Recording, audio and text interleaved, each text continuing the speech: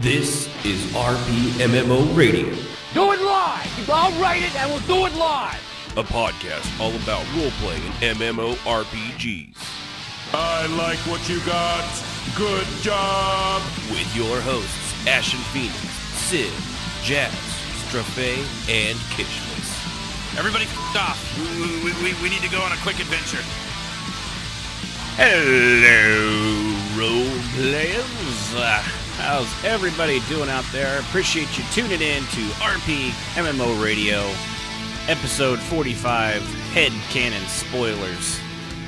There will be spoilers ahead, and we will blow up your cannons with your head inside them as we spoil them. I, of course, am one of your hosts, Ashen Phoenix, and with me, as always, is Sib and Sibh'Bae. Jazz is off right now. Hey folks, she is super late, super tardy. She's out driving the little ones. She's hurting kids. Yeah, she's out driving her kids around, and she'll be with us probably 10, 15 minutes. Can you imagine the profanities going off in the car, bro? Oh yeah, she was not thrilled with.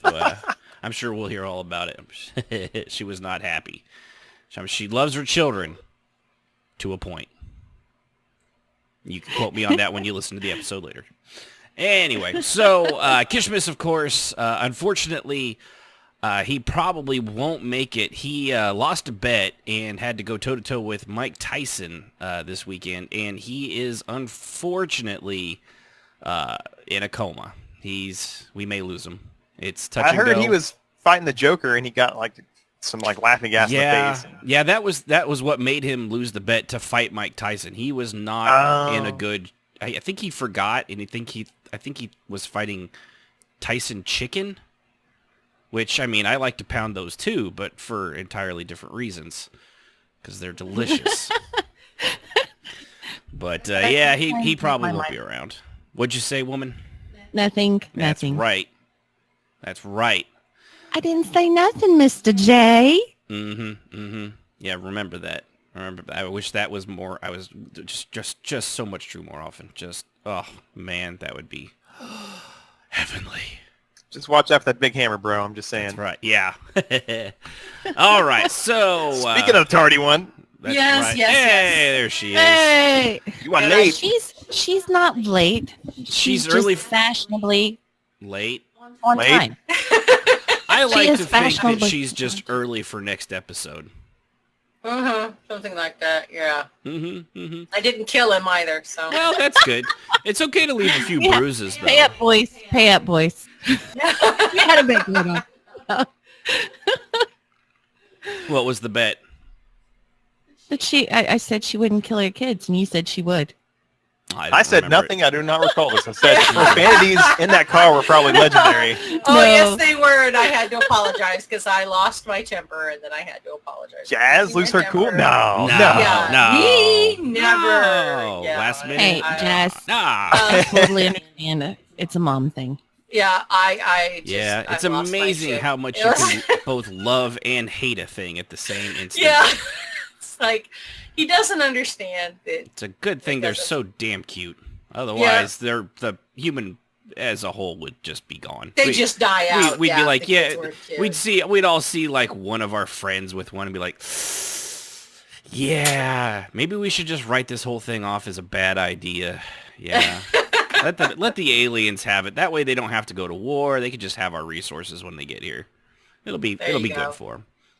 So, of course, we do this every Saturday, 7 Central. And if you're listening right now live, you are doing it at twitch.tv/RPMMORadio. And if you're not, you're probably listening to it at Apple Podcast, Android Podcast app, Spotify, Podbean, pretty much anywhere podcasts can be downloaded. We are there. And if we're not, I don't know, look somewhere else. Clearly, we're everywhere else. It's just... You should be there. Just common damn sense. If you don't see it in one place, go to another one. Jeez. I mean, do I have to do all your thinking for you? If you seek, you shall find. Yeah, they wrote a book based around something like that. There was the Bible, is what they called it. Yeah, the Bible. Yeah. That would be the Bible. We can also build a baseball field, and a legendary ghost will show up. So I'm just saying. Legendary ghost. Legendary ghost. Is he Raid Tier? I don't think that's what I want to fight. I'm pretty sure it doesn't work like it does in our MMOs. Or a Final Fantasy game where, like, what is it, half of them where they're, like, killing a god or god of some kind. Never. I was going for Field of Dreams, but yeah. That one works. See, I was going for the MMO thing because that's where I always go to because I'm a giant fucking nerd. So, of course, we also have a Patreon, and I want to give a special shout-out to our Patreon donors, every single one of you, including our Raid Boss level guys, That Guy Lazit, and the Truth Bob. If you want to be as cool, good-looking, and get all the bitches or men, I don't judge, as they do, go to patreon.com/RPMMORadio. Throw us a couple bucks, helps keep the show going, helps us do things that, like the great arts that we got from Yunfei. Yeah, because it's good. Unfortunately, the hack job of the guy that put them all together takes away slightly from that, but we forgive him because he tried his best. No. Oh, is that what we want to say? There's no forgiveness there. None. He even spent the money to reactivate fucking Photoshop for a single month. Because I really, really hate the way Photoshop does shit now. On a random note, the Truth Bob, I saw him lurking around in servants, and I had to, I was saying silently on my computer, the Truth Bob! The Truth Bob. That's right. Yeah, he's a high ordinary. He's important in our guild. He's really important. He's a big guy. I have to say, the Truth Bob and Austere are both still my favorites. Ooh. They're still Sib's favorites. You guys are my favorite. Sounds like a challenge. Sounds like a challenge. They just want Hot Jessica. We know what's really up. Mm-hmm. I know they just want to put that bag over your orc volley and then go to... Actually, no. They'd be like, yeah, she's still an orc. She's filthy, filthy, dirty Enwa. Let's... for shame. Let's take the head off. You know what they'd say? Mm-hmm. What? They'd see volley and they'd be like, she's still hot. Even though she's an orc, she's still hot. No. Mm-hmm. Pretty hot That's orc. what I get. That's what I get all the time. No. You make an orc to scare the guys away, doesn't work. No, we're very, very sad As long desperate as creatures. I think as long as they have boobs, oh yeah, you're a target. It's like those boobs are like a target. It's like works for me. Boobs. It's all I need. Mm-hmm. So with that, too, if you're on Apple Podcast or iTunes or whatever the hell they call it now, go ahead and give us a like, give us a subscribe. Same thing over at patreon.com/RPMMORadio. Follow us, subscribe to us, do all that stuff so that you can watch the show live on Saturdays if you want to. Participate. We'll talk to you. And of course, very few do this, but we are a call-in show. RPMMORadio.com/Discord. Just join our Discord channel and throw yourself in the caller waiting room. If you want to give us some details on what you're going to call, do that in the caller details area. Just give us a quick blurb like, I want to talk about Pepsi. Previous conversation. Whatever. So we got no 80s Cafe, so we can't have Pepsi Perfect, bro. I'm sorry. Yeah, well, I mean, but we have Crystal Pepsi, though, right? I mean, that's one of my favorites. We still have... It's also gone again. Wait. What? Okay. All right. Pepsi 1. How about that? Is that... that one's gone too. I'm a Coke guy, so I don't know anything other than... Okay. I like Crystal Pepsi. Oh, I know my other favorite before Crystal. Clear Pepsi. That was a really good one. I loved that. Could we have that on the show? No, it's dead. It's... Okay. Well, I mean, it seems like everything I like dies. No comment. I'm feeling a little nervous over here. I'm feeling a little nervous. Everything I like dies eventually, often in its sleep for no apparent reason. Oh, jeez. You guys all hear this, right? Right, Sibby. So you should come see me on a fishing trip next weekend. I'm just saying. Yeah, go see him on the fishing trip. By the way, Strafei, the money's wire transfer is already ready to go. What? Yeah. So. No, I'm good. Right, out in the middle of the ocean where nobody can hear you scream, right? I love the ocean. Ocean's beautiful, especially this time of year. So, enough of that silliness because honestly, it's just getting creepy and it's going to make it really hard for the insurance people not to listen to this episode and pay out. So with that, what have we been doing in roleplay? And luckily, I know. It worked out. Yeah, Yunfei was worried. Yeah. Yunfei She was like asking who's going to go first. She actually lost sleep about it between the time I told you everyone you weren't going to be here to the time you showed up. She lost sleep. She didn't get a wink of sleep. Sorry, it was Jazz. awful. Yeah. So, Jazz. Yeah, how did you do anything this week? Anything interesting other than, not beat your kids? Yeah, not beat my kids. If I remember correctly, there was nothing going on Sunday at the tea house, so I ended up leaving. Monday was just some casual RP. I've been doing a lot of stuff on my main Kia, getting new people into the guild, and some of the new people have been wanting tasks, which, as for those of you that knew me way back then for Silver Circle, that's what we used to do. We used to give out tasks so people could level up and stuff. Run for your life. They're going to get horrible and horrible. And afterwards, we will require a 14-page report on every action you do. A simple 2-paragraph report will do. Thank you. You're right. It's not that bad. It's usually 2 pages. Yeah. So anyway, I've had quite a few people asking me for tasks, which surprised me because I thought everyone hated tasks because I haven't done that in this guild at all. I never had a problem with them, really. People just join and do their thing, and I really haven't taken too much of a hand in developing RP in this guild very much, other than just the guild events that we do. So that was interesting. Let's see. Tuesday was poetry night, and Strafe was late, so we started in the guild hall, and it turns out it's a good thing because we went over 12 people. Oh, nice. Yeah, good. Yeah. So it was a good thing we were in the guild hall and not that means, Straw, you're going to have to get a bigger house. Yeah. I know, man. It's only going to cost, that only set you back, what, $120? 100 Yeah, it's about $120. Yeah, you can just money. shell that out willy-nilly for a virtual property. Well, last year I saved up all my crowns to get the house I got. Yeah. Strafe, for the right price, I have that princely Dawn Manor. For the right price. Listen to that. I will totally rent you. I'm sure you will. She's got the best prices. Everybody says so. I know a golden elf that's got the money. He's always got gold. Got the gold. So let's see. Wednesday was also casual RP. Thursday was guild night, and we had some fun.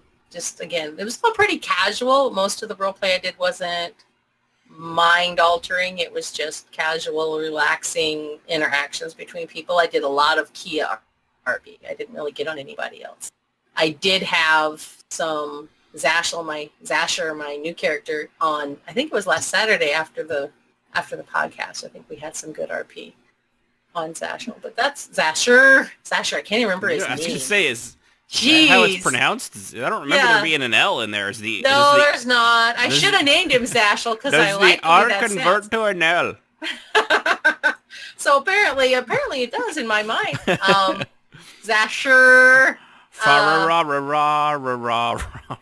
stop. Oh, my God. That's my favorite part of the end of the Christmas story when they go to the Chinese. I love that scene when they're... I love it, the duck, it's smiling at me. Oh, and he just chops the head off. That's so great. That's a great Christmas right there. Flips the mom out. That's a great movie. Yeah. Classic. It's okay they had real Asian people doing it. It wasn't whiteface. Yes. Wait, is that white? No, whitewash. Yeah. I can't keep track of modern terms. My gosh, yes, it's so hard. And by the way, I really feel bad for all the drywall guys out there that now have to put up with that bullshit every day.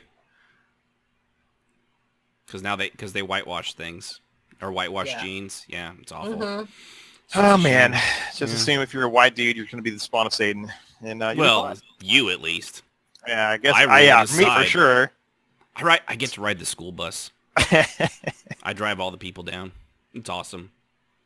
Dental sucks. But we all know that's not the case, so. Anyhow. So anyway, that is all I think. There was really nothing. I did a lot of content when I was bored. When I'm bored, I level. So I went out and did a lot of You have a Somerset brand new content. expansion. You're not. Yes. I think you're not alone.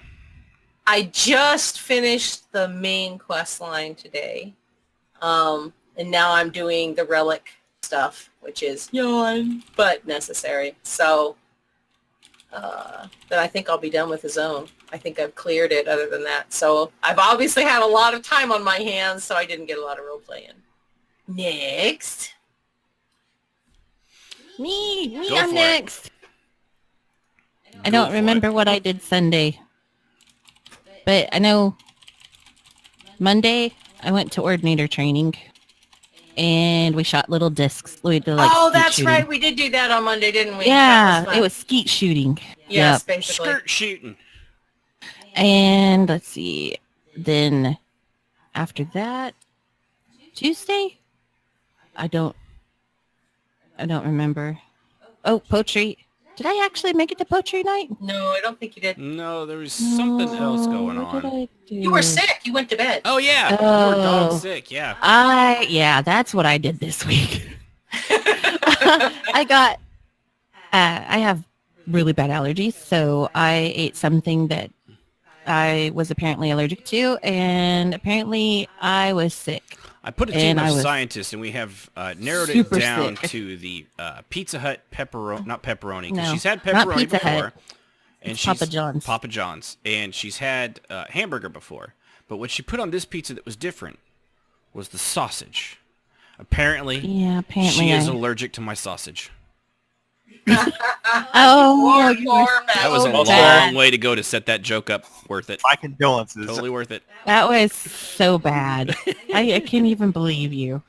But yeah, so Should I be was able- out. Yeah, I should, but I was out Tuesday and Wednesday because of that. And then Thursday, I had a baseball game. God, I really didn't do any RP at all, I don't think, besides You're Monday. just lazy. Yeah, pretty much. And then last night they had a big summit thing going on and a bunch of houses in ESO. I went to that and sat around and watched everybody. But that's mine in a nutshell.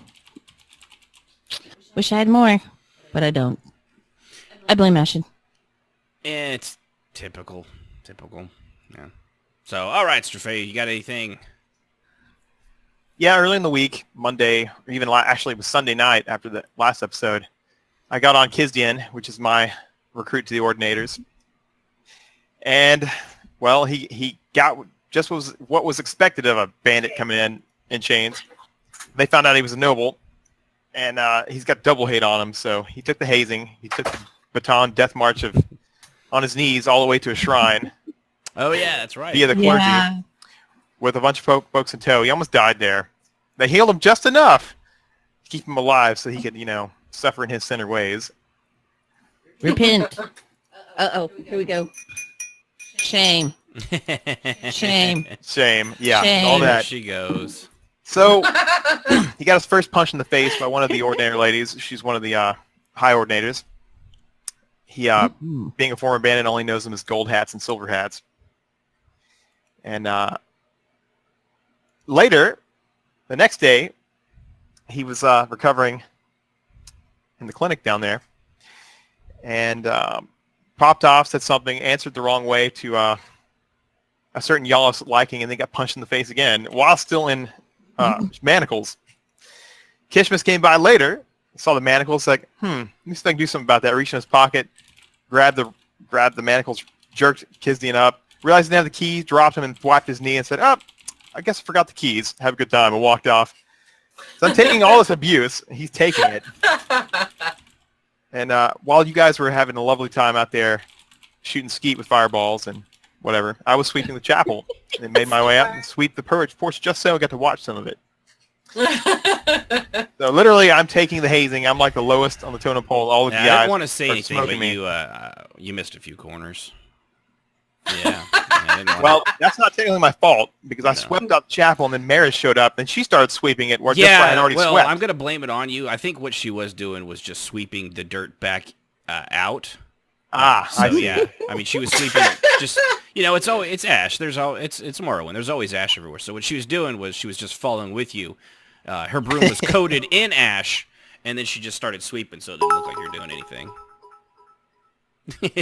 That's right. Or I could just be making the Well, if that entire was the thing up. case, yeah, then she was probably hazing me. She's the first one that ran me on the Bataan Death March, so I don't put it past her. It was fun all the same. Later, Tuesday, we did the poetry night, and we had a full turnout. Like, Jazz was going to set it up for me because I was running behind, and she set it up in the guild hall for Alanu. And after some witty comments to his niece, like, you little ferret, you are stealing my event, and all this other good stuff, I get in a trap, and it's this alt mode. It's hilarious. You have to be there to experience it. It's funny. We had a good turnout. We had more people than normal. Everyone went up.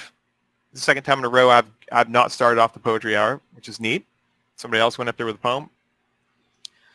Everybody seemed to have a good time. And I say after that, I've had a few interactions with Jazz's tune and the Ordinators, because he's a recruit. My tune's a potential recruit. Zaz. He calls him Zaz. The Bish. Kizdian calls him Zaz, and he's pretty much just like, hey man, they're like, people are seeing this budding bromance, but they're like enlisted, so they're kind of on the same level. Zaz is stoic, has no sense of humor. Kizdian's an escaped noble and former bandit, and he's full of just piss and vinegar, and he keeps making these odd comments and jacking with him, and he's making the guy smile. So he's got a friend, and he kind of earned the friend by giving him his dagger back when he took it on the road. This would have been when he was still in the clinic, and he would lean down to loosen the restraints. Oh, I forgot that. Yes, a certain Yalf also tightened the restraints. Later, Zaz got permission to loosen them so his hands didn't fall off. And they say, why is he leaned down? He said, go check this part where they stripped my gear. Stash your dagger there, because I don't want to get smoked if they found me with a weapon. And so he got his dagger back, and he was super happy. And I think I got an ally for life now. So it's been fun. Yeah. I also got on. And to be fair, he was being very snarky, and she doesn't have time for snarky for people that aren't even recruits. Right. Say, so that's. say. I mean, when you're thrown into and you fire also pan. forgot the part where she just broke his nose. Oh yeah. Also for snark. That was for the. Well, I She's not said a very she got a friendly fist in the person. face. He waited the next day until she showed back up. That Yalf in question. And after he was commanded to go up there and get some food or whatever, he looked at the Yalf directly, grabbed his nose, re-broke it back into place, smiled, and went on his way. Unfortunately, the player, and therefore the character, completely missed the meaning. Probably would have got it rebroken. Like nothing happened. She's like, huh, someone else must have broke it. It's been fun. I've been enjoying the beat down, the smoking he's getting, because it's literally like joining the army. Mm-hmm. It is for Kizdian anyway. Especially if you were put there by like court order. Oh yeah, exactly. Yeah. That's how I'm playing it. Yeah. Zash is not your real friend. I'm just saying. Because my character asked him, oh, that's your friend? And he's like, no, I barely know the guy. And it's like, now the truth comes out. Now, that's not what he said. He That's said, how we just remember it. Met. He He doesn't also- want to admit it because he knows that he could get in trouble. So He also asked Kizdian, your tune did, Civvies, and he said, oh no, he just comes around. he Just like considering the fact that he's so buddy-buddy with this guy because he don't want to get smoked for that too, pretty much. yeah, And he's got they're both- PTSD for any time he sees clergy robes roll in, he's like, oh God, they're going to make me crawl on my knees all the way up a Starts mountain. twitching. Be quiet. Yeah, exactly. It's like So old I got people all- with the weather coming in. He sees red robes, his knees like, or before he even sees him, his knees start to ache. There must be a clergy nearby. My knees are aching. I think it's pretty going to good. be fun how it turns out. I Yeah, also got should be on interesting. Rufus the other night. I went with Caves. We did a mini RP where he's pushed his story forward. This I whole did Imperial- that with you guys. Yeah. See, this is why Cities I was should. with- Yeah, I those- was, you were had a rough week. Yeah. Caves, No, that was a lot of fun. little mafia going on. He's hired Rufus, and he's hired Voli to be his heavies. So we went and gave him escort, backed him up. He found the person he needed to find, convinced her to go with him. So everyone went home happy. Rufus then dropped by Soldreni's house because he used to work for Soldreni, just to say hey and see if he could scam a bowl of milk. And he's Soldrini's trying to re-enlist him into the Telvanian. Yeah, that was hilarious. I forgot about that. Rufus is like, no? What did I just walk into? Yeah, she didn't even ask. She just went to the other master and was like, so, do you think we could have him rejoin? I'd like to pledge him. And he was like, wait, what? What? No. So she gave him some milk later after that all went down. Yeah. Had a little nice chat. She said, well, you can sleep here. And after this little event of re-enlisting Rufus is like, you know what? I always land on my feet. Out the top window he went, landed on the floor, ran for the hills. Kitty! Do they? Rufus does. Do Khajiit always land on their feet? This is something I think the Ordination should test. You have to make sure you test it while they're drunk as well to really get a proper test. Right. And then we'll have to go back to EverQuest and see if both the Kara and the other one, Valshir? the Valshir, land on their feet. Oh man, that takes me back. Should be interesting. But it's been a busy RP week, to be sure. Well, good. Had Sounds like it. countless RP on several tunes, 3 at least I know for sure. But yeah, it did I seem passed like on almost to, every time I was logged in, which was not too much this week. You guys were out doing something, so that's always good. Yeah. Oh yes, one more side note. Trath met up with Voli at the bar at the guild hall. They were having a stein of mead, and they were trying to get a good conversation going. So when Cave showed up, and said, "Hey, work lady, I need you." And she's like, let's go, boss." Trath's like, carry on. I must find a mind dead Imperial anyway. So, and it was fun. It was lots of little moments all week. You've been Argonian blocked. Yeah, I did, for sure. Cave's is really good at doing that too. He cave blocked you. Cave blocked. Dun. So awesome. So, let's see. For me, I was, I defeated a divine beast. It was not very easy. It took me quite a while to get through there. Unfortunately, it had nothing to do with roleplay.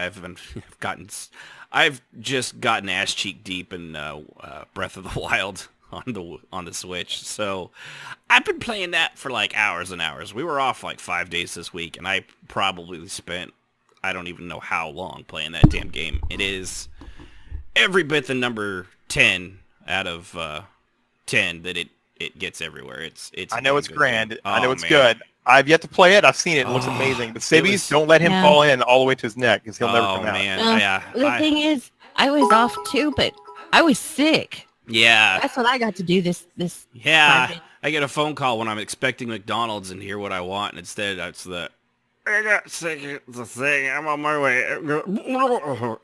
It was, again, it really was the sausage. We think there's something in their sausage that she does. We used to have sausage. Not to be like personal here, but we used to like I used to cook out a lot, and I used lots of seasonings and things. And then as her allergies got worse, like the exact same thing I cooked over and over started to really, really get to her. And now at this point, it's just salt and pepper and maybe garlic. Those are pretty much the only 3 ingredients I can put on anything she eats, which is still fucing delicious if you know what you're doing. It's delicious if you cook it out, but yeah. But no, I hate it. Allergies, their only saving grace is I had them as horrible as a kid, and I'm sure there's a lot of listeners out there that probably have them because, I mean, that's the stereotype. We're all allergic nerds. Unfortunately, it's a stereotype because it's usually true.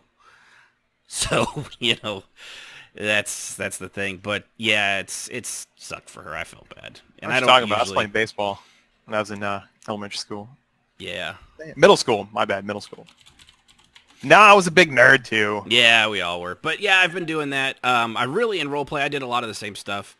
I did the arrow training and things like that on Monday. The biggest thing, I didn't do really one-on-one story stuff this time, so I don't have any story to tell you. But it was interesting last night. There was which was ironic considering our last episode was massive roleplay, and there was something going on in ESO last night. I think between anywhere from like 4 or 5 guilds. It looked to me like about 100 people. Apparently somebody was really interested and counted 85 during the entire thing, all in one Wow. little hut. So yeah, this was, and oddly enough, 85 people, and we only had one, like, everybody crash thing. Whereas people go inside to that tea house of teas on Sunday, and like 12 people in there, and that's all it takes to crash the whole thing. Well, you also have to remember that there's people outside in the zone that are running Right, around and but PvPing and that stuff. I was think the- that puts stress on Well, it. that was the same thing with this one too, because it was also outside in Vardenfell. It was actually the same zone as in Vardenfell, the same zone that TS is in. So I don't Weird. know. I don't know if it was because we were out farther away from the city. I don't know what it was, but it was nice. But it was interesting to see that many guilds come together. I'll be honest. I mean, I was there, but I wasn't like a part of it. I was just like a guard there. So I don't know all the details, but I know one of the listeners, J the Exile, his guild, Sarthos, was there. He was one of the speakers. They were all trying to, as happens with a lot of MMOs, they all sort of divided up, like each one kind of has parts of the world, and everybody else sort of accepts it. I know that happened in Guild Wars 2 as well. You get in there early, and I guess the stuff had happened, so they were all trying to consolidate and get everything like normalized, and it seemed fairly successful overall. I mean, everybody in character was going on like, well, we'll see. All expecting an ambush. So, but all right, well, we actually already have a caller, so we'll see what George has for us before we go into What was that? that was Oh. yeah. That's called a troll. Number Yeah. two. That is Oh, a major troll. Actually, it's the third troll. By my count. Oh, hold on there. Let's see here, quick. Nobody wants to see that stuff. are we having more of a problem? Yeah, only a giant picture of a pierced ball sack or something like that. I deleted it. Yeah, I got Oh, it. good. But yeah, I had a feeling that might be what it is when it's somebody I don't recognize and their name is George. So And it's juvenile, the levels that people go to just to get like a 5-second Yeah. song of, look what I did. Yeah. It's like, Oh, I'm so good. you're showing your I'm so maturity, good. bro. Just saying. Mm-hmm. But yeah, well, It there happens. he is again. Hold on, let me take care of this here. I got it. I'll delete it. Well, hold on, I need to. Oh, Lozzie, No. we need to like ban his ISP. Yeah. Yeah, I am. But anyway, what was on the There we agenda go. for tonight? Let's see here. But all right, so with that, yeah, you guys should have permission to take care of that. Let's see here. Yeah, unfortunately that's part of the problem with having an open Yeah. invite. I have to deal with these when they come up. Usually it's not during a show, but whatever. We'll handle them. It's not that At big a some deal. point, we'll have a call screener. Yeah, it would be nice. It's one of those things we might have to work on after this, just in case. Yep. So, all right. So with that, sorry about that, everybody. With that, let us go to our sponsor for this episode of RPMMO Radio. Feeling run down, sex drive flagging, hate your boss, hate your life, hate the world because you just can't get out of your own head. Does depression, repression, or oppression have you down? Prescription drugs and crystal meth no longer taking the edge off? Then let us help you. Who are we? We are a group of fair-minded, intellectual, and cognitively superior beings that you can trust. Many things have been said about us, all lies, of course, told to keep you paying big bills and keep you from getting the true help that we can give you for a fraction of the price. We are Mind Flayers Psychiatric. Now, not only will you be able to cure you in a single session, we can add That great life you always wanted and never lived to your memories. Unrealistic fears of pickles and the inability to pee in public restrooms. We can cure you. We'll eat up all those old memories for you. We'll take away your fears, your anxiety. Like Michael Moore and Chris Christie locked in a Slim Jim warehouse unsupervised. We will eat it away. No insurance? No problem. There are other forms of payment, and we can suck it out of you, financially speaking. So come see us, Mind Flayer Psychiatric, just across from Cthulhu Temple of Unending Horror and the McDonald's. That sounds like they help a lot of people. Yeah, don't trust the mind players, bro. Just saying. I'm saying that's probably, yeah. But no, they said that they can help you. Yeah, if you need a brain abortion, they're the guys. Just saying. Yeah, that's, yeah, no. What? They eat brains, bro, and not in the good way. I am pretty sure. Chilled monkey brains. Excuse me. Yeah. All right. So, unfortunately now, because of that, what happened, if you want to actually call in Reformed Buddhist, you're going to have to tell us what you have in the caller details. Yeah, because I don't believe you.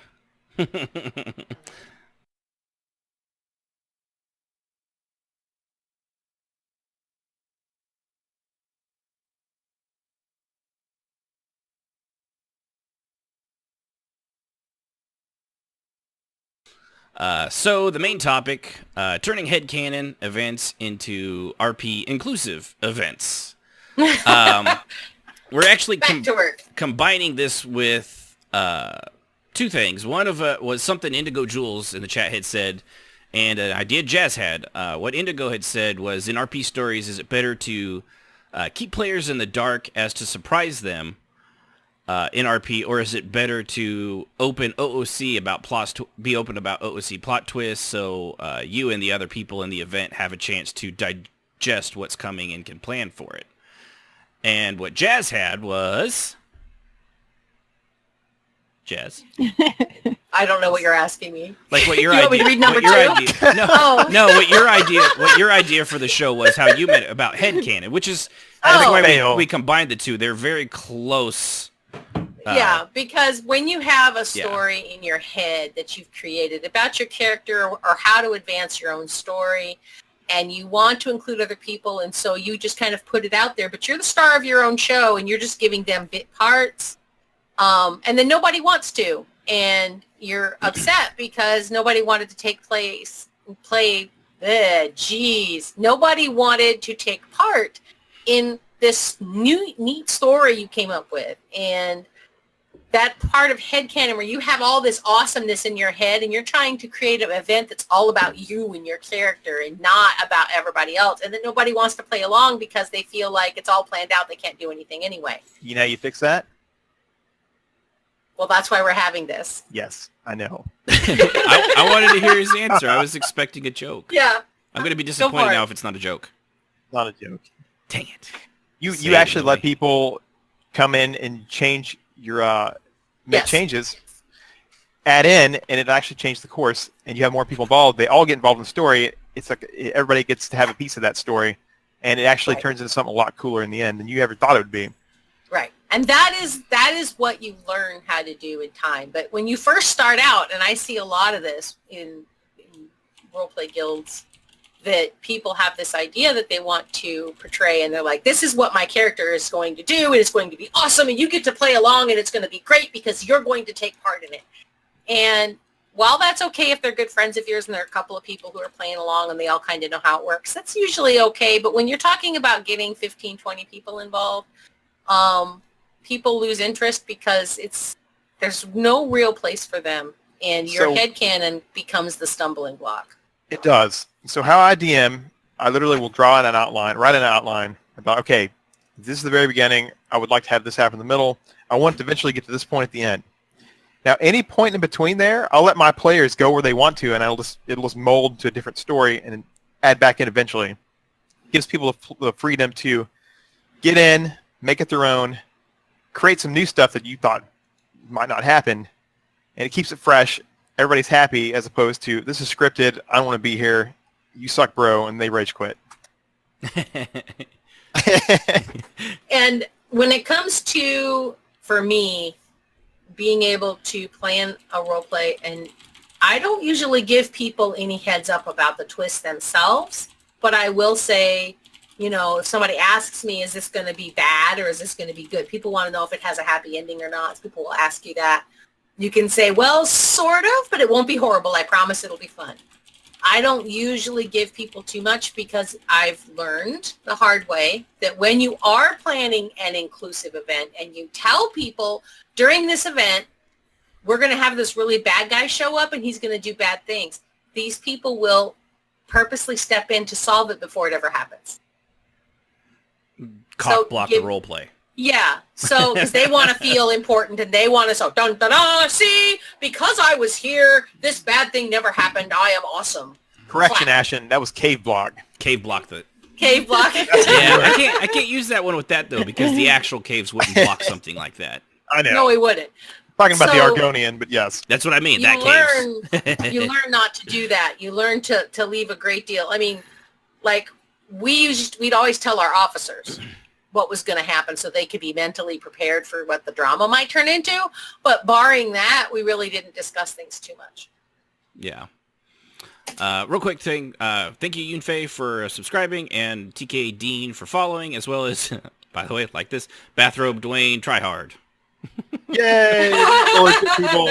Tryhard won, but, I mean, at that point, it's really ones. Apparently, there was already somebody that had that one. I don't know. Are they just like numbers? But I appreciate you guys following, and Yunfei for the subscription. That's very kind of you. We appreciate it. So yeah, that's kind of where we were at with this one. And they kind of blend together a lot of ways. You know, that getting your ideas out there in a cohesive way. That because I mean, clearly every headcanon is obviously only about your character. I mean, right? I mean, Right. it's headcanon. But there are good and bad ways to get what you have created for your backstory that, you know, like pre-game or pre-character creation. We'll do that. Pre-character creation, everything that happened, you know, beforehand, because they don't just pop up and exist in a bubble. I would assume so, yeah. Typically. I mean, unless, of course, you're doing the I have no memory thing. But even with that, eventually you're going to have to remember that. Usually. Most people do. That's part of the plot. It's worked for 60 years on soap operas. Yeah. Why? I mean, if it works, why change it, right? So it's getting all that stuff out there. That's the trick. That's getting... Without doing the, as we've said before, hey, how's it going? It all began 5 years ago. Going into your life story, you know? Yeah. Or the opposite, where the what did you call them, Strafe? The wall holders? Was that you that said that? I think. Wall holders? The people that just lean on walls but never give you an ounce of... Oh, yeah, they anything. hold the walls up. Yeah, hold the walls up. Thank you. The wall holders, right? Wall holders, you know, but they're the exact opposite of the spectrum. Instead of, you know, giving your 14-page summary of your character's entire life, you could meet them for like 5 months straight and never know that they can't do, you know, other than knowing that their head is mobile for nodding and that they can frown and coyly smirk. You don't know shit about them, you know. That gets old too. You can't, you know, there's got to be some give and take. There's a happy medium in there. And Somewhere, that's what yes. we're going to find. We're going to find the happy medium, which is not the same as a Happy Gilmore. At all? Really? Not even a little bit. No. It sounds like, you know, when you say Happy Gilmore like that, it sounds like it's either a sex act or a drink you order in a bar. I'd like a Happy True. Gilmore. Would you like that with a twist of lime? Sounds dubious. Right? Right. It's no appletini, but it's not that bad. I gotta say, I mean, I've said in pen and paper games where people literally are by the book, it's got to be this or nothing, And the whole game felt restrictive. Even if you try to do something outside the lines, it was a little odd. As opposed to if you let the players go where they want to, even if it's off the beaten trail. For instance, the guys I was DMing in Forgotten Realms 4, they wanted to go off to the freaking Grand Desert for whatever reason. And I let them go. And we had a whole another freaking adventure. And eventually came back to the main story. And everybody was... the team was more unified. Because like, oh, you remember that time we went to the desert and we found those Undrentide ruins? I was like, oh, yeah. That was cool. And so they had stories to tell as opposed to, oh, yeah, cool guy, 673, he did this event, and we just got to watch and eat popcorn because we weren't cool enough to interact with his story, Yeah. Yeah. Sorry, someone sent me something, so I was checking that out real quick. I won't lie, I'm totally just shot to shit right there at this point with my nerves. It frazzled me. Hey, I believe in Ash. So, yeah, it's going to take me a sec to get my shit together. But yeah, so with that, you want to hit the kind of the first way that you can kind of separate that out, Jazz? Sure. Okay, so we go to number 2 then, right? Yes, that would be. Okay. So we've all been there when we first start. You come up with this awesome story and you want to include people, but you can't get anyone interested no matter what you do. And later, when you get a little better at it, you realize that at the time you were only asking people to take part in a play where you had the starring role and they didn't. And the question becomes, how do you move from this mindset into inclusive RP for more than just yourself? Yes. So what does that mean? Well, when you first start out, it's just about your character, and that is where a lot of people get stuck. When you move beyond that, it becomes into creating RP, and RP is, and I've always said this, is a living thing. It has to be fed and watered and cared for and encouraged. It's alive in many ways. Those trees you're talking about, Ashton, with each character, you got to water their trees. Yeah. Yeah, I mean, it's branching. basically this. Yeah, it has to branch out. You have to do that, or it just gets stale and stagnant, and it's not fun for anyone. You get bored, you move on. We carried on a storyline for 10 years in EQ2, and it wasn't ever boring.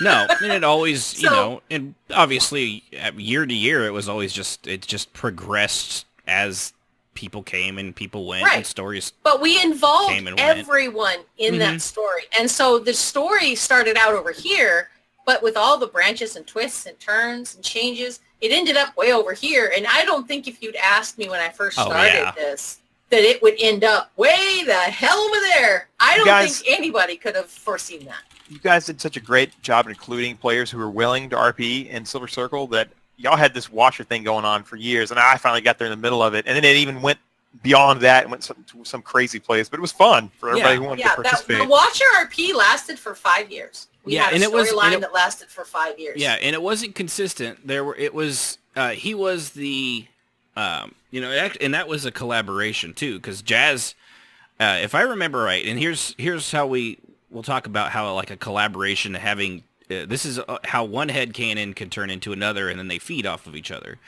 If I remember right, Jazz, and you back me up, this was one of your characters was having a dream about a guy, Red Eyes or something like that, right? Mm-hmm. Yeah. Right. And then I took it. was having nightmares about Red Eyes. Red Eyes, and then I took it to it. I had talked about. You asked you like, do you have actually anything for that? And you're like, not really. I was just kind of running with it, and right. It sounded fun. And you were like, "Well, how about if I made someone with red eyes?" Right. Well, yeah, and that's when I had. Well, all right. Well, here's I'll if you're cool with it, and then I started actually describing maybe some of the dreams she would have with her permission, of course, because we'd known each other along at that point. She trusted me, and I didn't have to explain too much right off the bat because I didn't. This was one of those things where I didn't want to spoil the surprise, so this was where like trust comes into it. Yeah. And trust with your guildies that have to trust you and everything like that, and that's something you have to build up over time. And it's important to know that when you started doing that, we had been role playing together for several years, and like you said, the trust was there, but also the knowledge. You knew the backstory of my character, inside out, backwards, and forwards. So also a bit of irony is 2 years into y'all's crazy story, a real bad guy with crimson red eyes showed up into the guild. Yeah, and and so eventually it slowly went from like a charcoal, like burning charcoals for eyes kind of a thing, and the red eyes weren't like red eyes like showed up later. They were always glowing, and it was always misty, and it was hard to see. And then after a while, like under the hood, like you could always see it like a too wide smile of just pearly white teeth. Hey, it started off just red. Ocarina made him glow, but he never grinned, so you got me there. No, well, yeah, that's true. And the Watcher eventually started, it was like it was like a permanent grin. I was just trying to think of the creepiest thing, and it didn't actually wear black. It just was black. It just was flowing darkness, and it was like dark. It was a foreboding right. dream, telling her something bad was coming because the Watcher was stalking her not only in her reality but in dream state. Because the Watcher was a bro. He gave me all kinds of goodies from my tune, so I have no complaints. And it ended up being, a repressed, like, I don't know for how, I don't know even if I ever told Jazz where I actually got the inspiration for it was, but it actually came from the X-Men. When Xavier's mind was so broken, he actually created a character called Onslaught, which was just pure psychic energy of his own mind, had a personality all its own, had powers all totally separate from the actual character that was projecting out of it. And this was placed into Xanus' head long, long ago and had been laying dormant this entire time until something had flipped the switch and turned it on. And this eked out slowly and slowly as we went on, because I didn't know all the details at the beginning either. I knew kind of where we wanted to go, and then we created the fact that it was placed there by his family because they were trying to create something to give a one-up. Because obviously they're dark elves, they don't give a shit about their kids, so if they could turn their kid into a weapon, more power to it. Yep. So they were trying to one-up the other families, and it was originally created because this is 1,000 years before to actually go after her family, which is why when it woke, it went straight for her because that's what it was sort of programmed to do.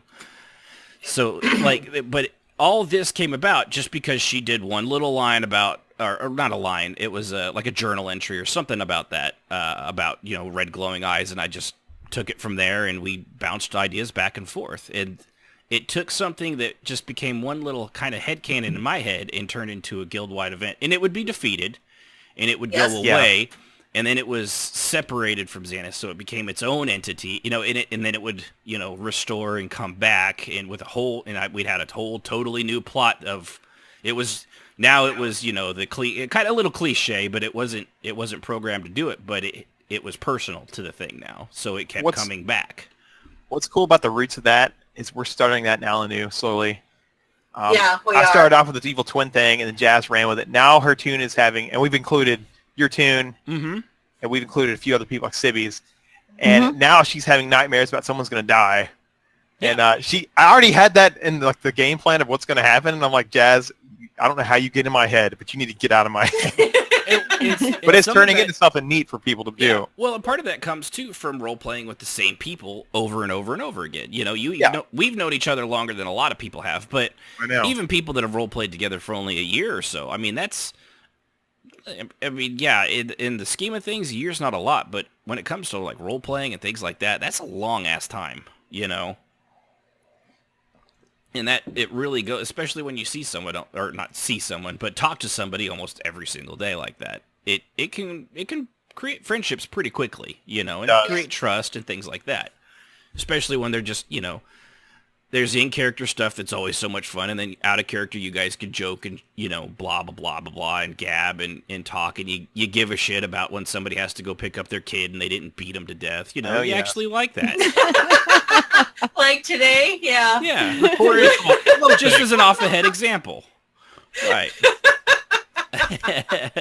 So, but really, how do you take... Because not a lot of people, I'm going to say, I don't know what the percentage would be. I'm not even going to give one because it depends. It changes game to game and community to community. But there are a lot of people. Sometimes it's new people. Sometimes it's introverts, people that don't know how to put their feelings and emotions out there, or they're shy or they feel silly, or, all those different things that may keep all this great creative energy, all these amazing ideas that they have, and that's as far as they go. That they'll never leave the head of that individual because either a paralyzing fear that they'll look stupid, or they just don't know how to get it out there, or they're whatever the reason might be. And so how is it you take that and you get that to flow into other people? You know, get somebody else involved with making it interesting to other people to want to know your character more. Yeah, you got to talk to your guildmates. You got to trust your friends to be your friends and to share it. If you share it, it'll grow into something like a seed. You're planting it, and the water is involving your friends with it and not just keeping it to yourself. Yeah. Trusting people with my storyline, because it really belonged to the guild in many senses. I mean, it was still my story, and I still own the story and the ideas and everything. But I was sharing it with the guild and letting people in and encouraging people to take part in it, not knowing how it was going to end. And it did change from where I think I had originally planned on it going to where it was now. Yeah. Yeah, and that's how it has to happen. So, I mean, really to get it out there, you have to be it's easier said than done. Trust me, I know it. Not giving a shit what other people think. I mean, everybody does on some level or another, at least, and maybe not with everybody. Like, you know, the lady at the Panera Bread that doesn't know how to fucking park because apparently she doesn't need to put her tires on the line.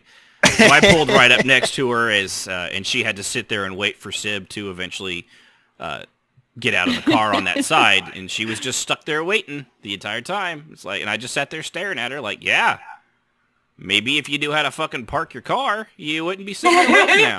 She did it to herself, bro. I just stared at her. Like, I don't give a shit what that woman thinks, but if it's somebody I actually know, yeah, of course you're probably going to care what they think about you or your ideas or what you come up with. So, like I said, saying I know you just can't care is different than actually being able to do it, but It is hard to trust. But you got to do it. Yeah, in RP. And, you know, if you do let people into your storyline and it doesn't work out, then, you know, you can keep that storyline going and just, you know, not have to worry about them. But if you let people in and they add to the story, then, you know, you've probably made another friend and somebody that's fun to RP with, somebody to get to know. And even if they do sabotage your roleplay, you can always turn that into a tragedy for your character and move on and mark that and use that sadness or whatever happened to your tune as an event in their life that you can always feed off of or jump from. And we certainly did that on more than one occasion because people were adopted into Vaca's family, and then we had to have them not be. Because that's the whole thing with role-playing. You have to let your character grow and evolve, because if you don't, it's going to be stale and boring, and it's going to be hard for people to role-play with you. Yeah, and if somebody gives you the like, if somebody just flat out says, "So, how are you doing?" or, you know, "You look like you're upset," that is them like they're cracking the door open for you. Don't just ignore that as, "Oh, well, they don't really care." They wouldn't. It's role play. It's not real life. I have to ask people, "How are you doing?" in real life, because I have to pretend that I give a shit about what their stupid life is doing. I don't have to type that. In role play, I don't have to. I have to physically type that out. And I don't do that if I don't actually give a shit. There you go. Right. Yeah. And most people are like that. There's some people like Sib that are probably going to be as polite as they are in game as they are in real life. And me, just saying. And you, I guess. Yeah. I mean, yeah, you guys are cut out of that same, like, cloth. Kishmas. It's a Kishmas going on, on Elephant Man? Hey! Animal survived his fight with a Joker. I'm a human being. You totally missed it. You missed our troll. I wouldn't say you missed it. At work. It was awful. Yeah. But, yeah, I'm glad you could make it, Kishma. Sorry you had to Yeah, get sent welcome. home because of your face. I mean, I'm sure it's not the first time. Well, no. Jeez. What happened to your face, by the way? I don't know why you said it's all puffy and swollen. Puffy and swollen is like some sort of infection. I'm getting it fixed. Dude, the Has to first do rule something with my Kishmas teeth, about Fight but Club is whatever. you don't talk about Fight Club. Well, he didn't until you just brought it Listen. up. Wow. Wow, Wow. Sibh'Bae. Sibh'Bae. You just send number 47 to your house. Which one? Is that the one, the Timothy Oliphant or the Elephant, or the other one? I got something for him. Whichever one's best. I got 30 you're reasons sending for you to stay neither? away from my door. Yeah. They were both. It's a shame too, because I actually like the guy that played Justified, Timothy Oliphant. He's a fantastic actor and he's a badass. He looked like a little kid playing Agent 47 in that first movie. Oof. He is not one of those guys that can pull off that bald head look at all. Should have got like a Jason Statham or something. So what are we talking about? Well, could talk about my headcanon's best, yours sucks, end of show. Boom. Oh. Drops the mic and walks well, away. given how giant your head is, I'm not surprised at that point right now. Oof. Ooh. Ouch. Still good looking. Yeah, I'm sorry your ovaries got infected and it puffed up your face. It sucks. It happens, man. I don't know what- Happens. I know. It does happen, man. Happens to the best of us. Happened to You me guys twice are last so week. terrible to each other. talk I about don't know your what to do syphilis. with you. My syphilis. Yeah. Herpetogonosyphilades. I am gonorrhea. That's awful. Oh my gosh. So anyway, to catch you up, we're actually talking about how you take the head cannon that you have in your head and actually try to get it out there. In not in one giant 14 paragraph chunk, but you know, as things. But like Get I it said, out there and getting people involved in it. yeah. Okay. And if somebody asks you, like your character, like I was saying, if they type out and they actually say, "So hey, how are you doing?" or you know, you've seemed like you've been upset lately. Are you okay? Take the opening.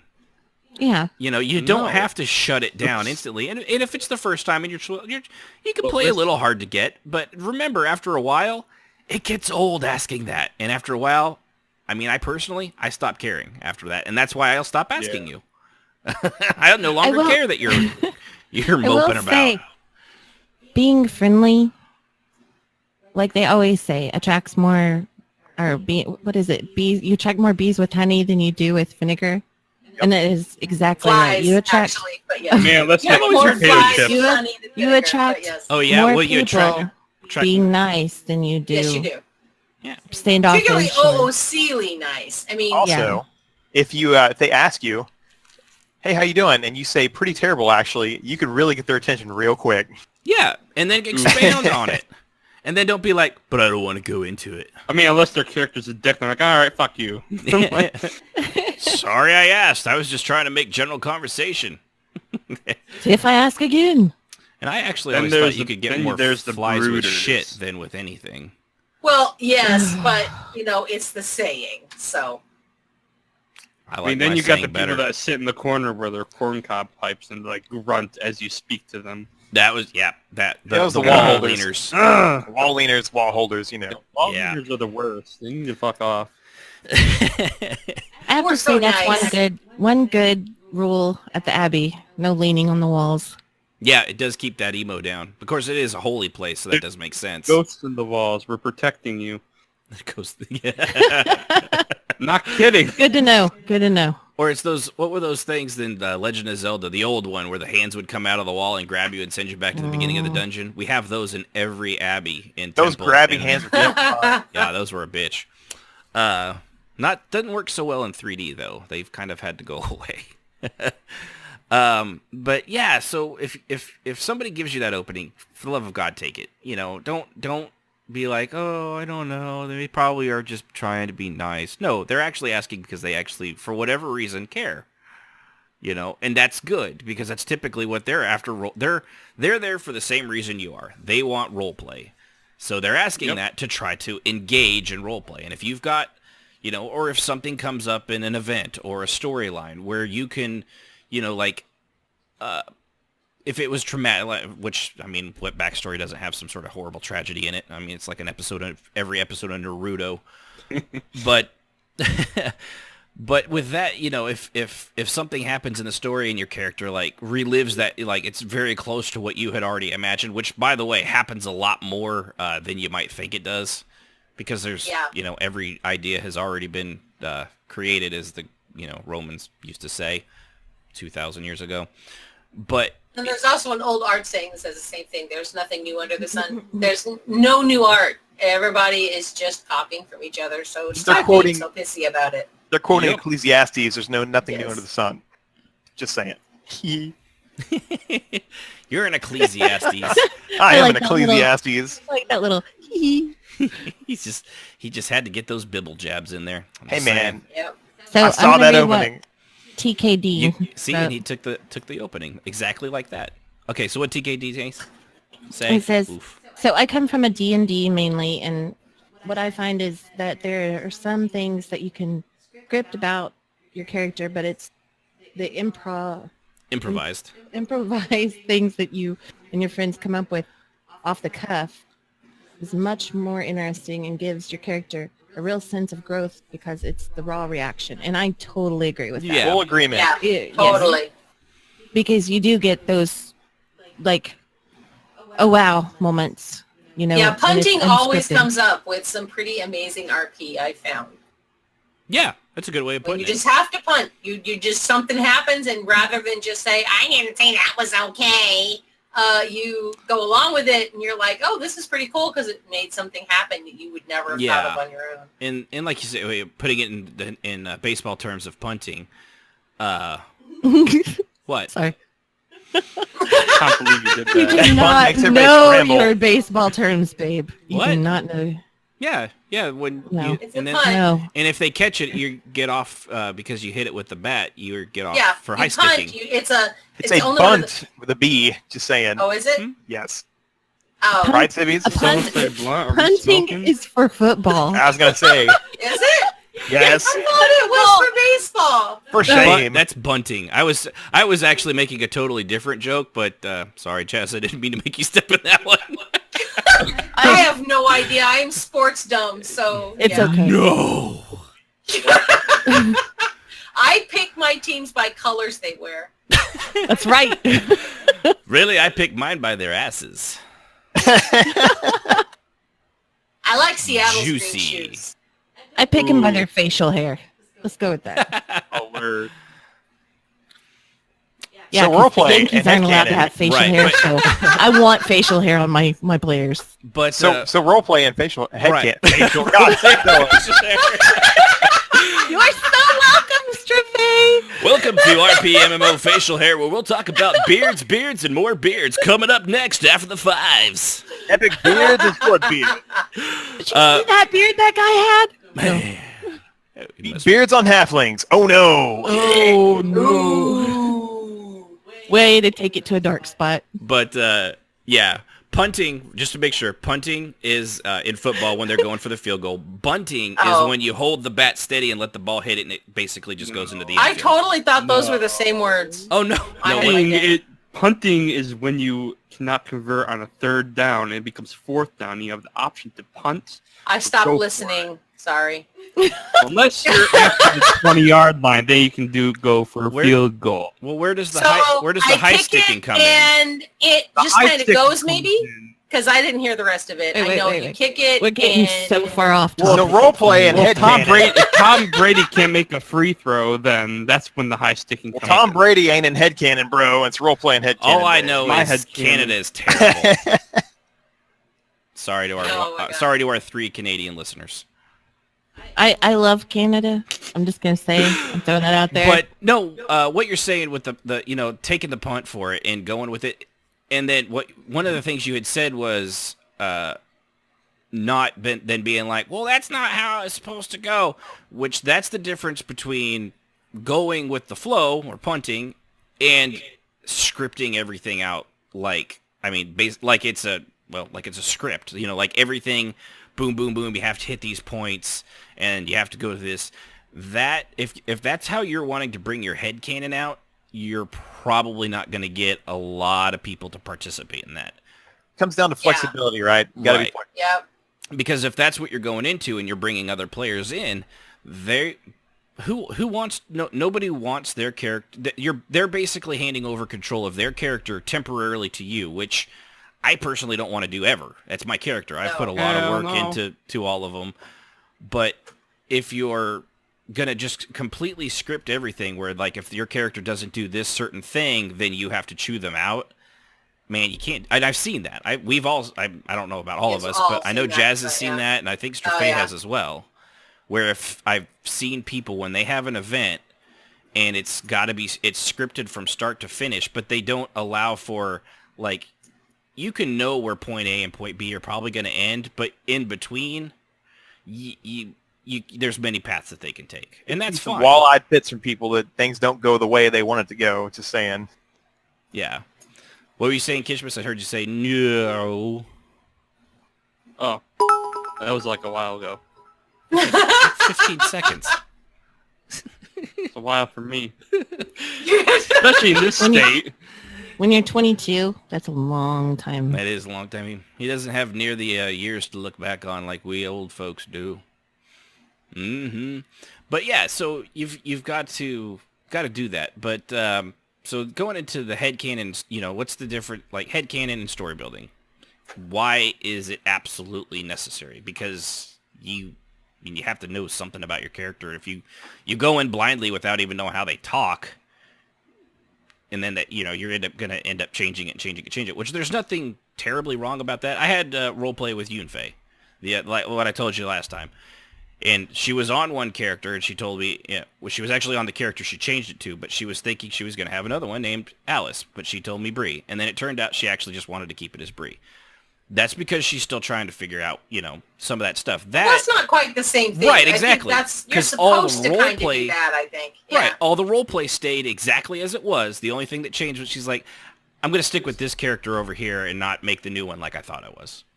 And that's fine. I didn't have, like, whatever, I don't care. The role play is still the same, right? Yep, that's cool. I was like, all right, well, whatever. That's all right with me. And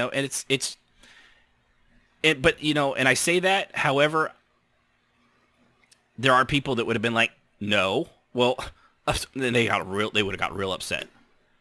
There's not many, but I have known people that are that OCD, I guess, that if everything, what happens at that time stays at that time, it's unable well, they to don't change. Want their characters to grow up or change ever. Well, that early in the game, you're still trying to figure out your character. Yeah. Right. A good example, I understand that. just like I Unify. think Kia's story changed 4 or 5 times before I finally really settled on something because I played her in game and I got a feel for kind of what I had designed, and I was like, I think she'd do this. And it took a while, but once she was set, then I don't like willy-nilly change my mind.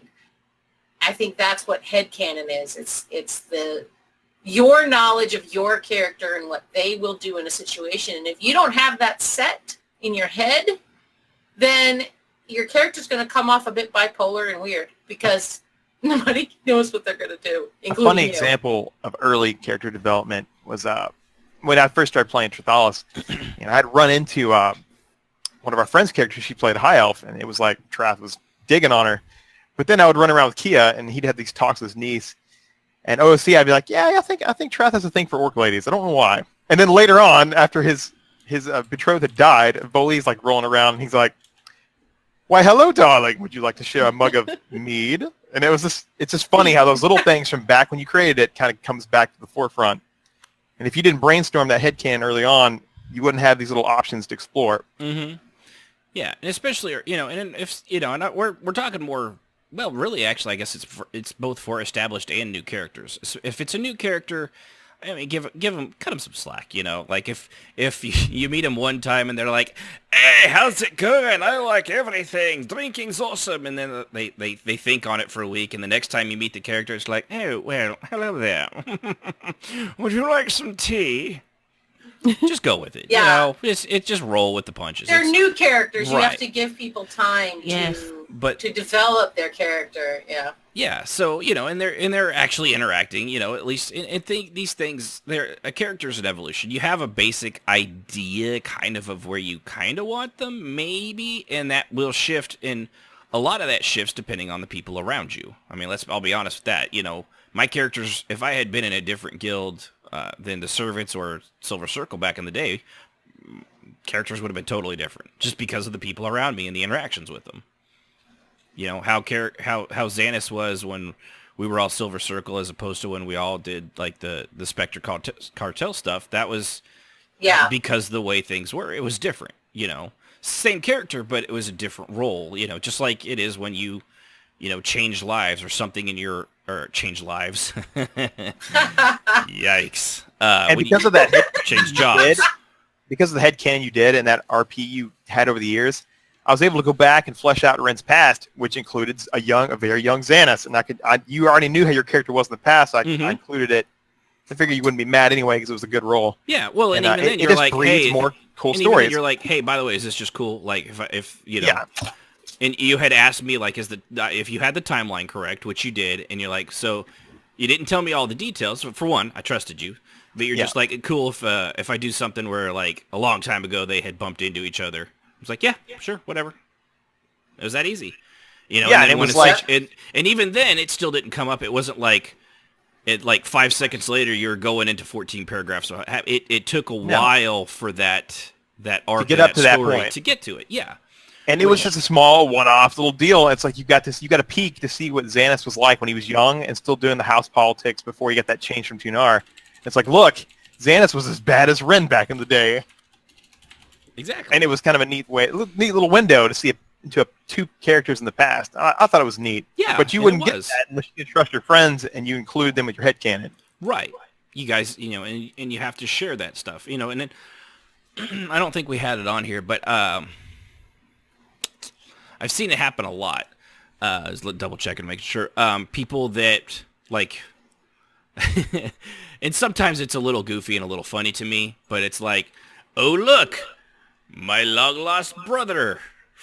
That I never knew existed. Gosh, yeah. And you guys, but people collaborate on that, and I think there's a lot of people that do that stuff. They think it'd be their friends, OOC, and they're like, hey, I'm coming to your game. Is it cool if we're like, I don't, because they're shy or whatever, and they're like, is it cool if we're related or like maybe long lost friends or something?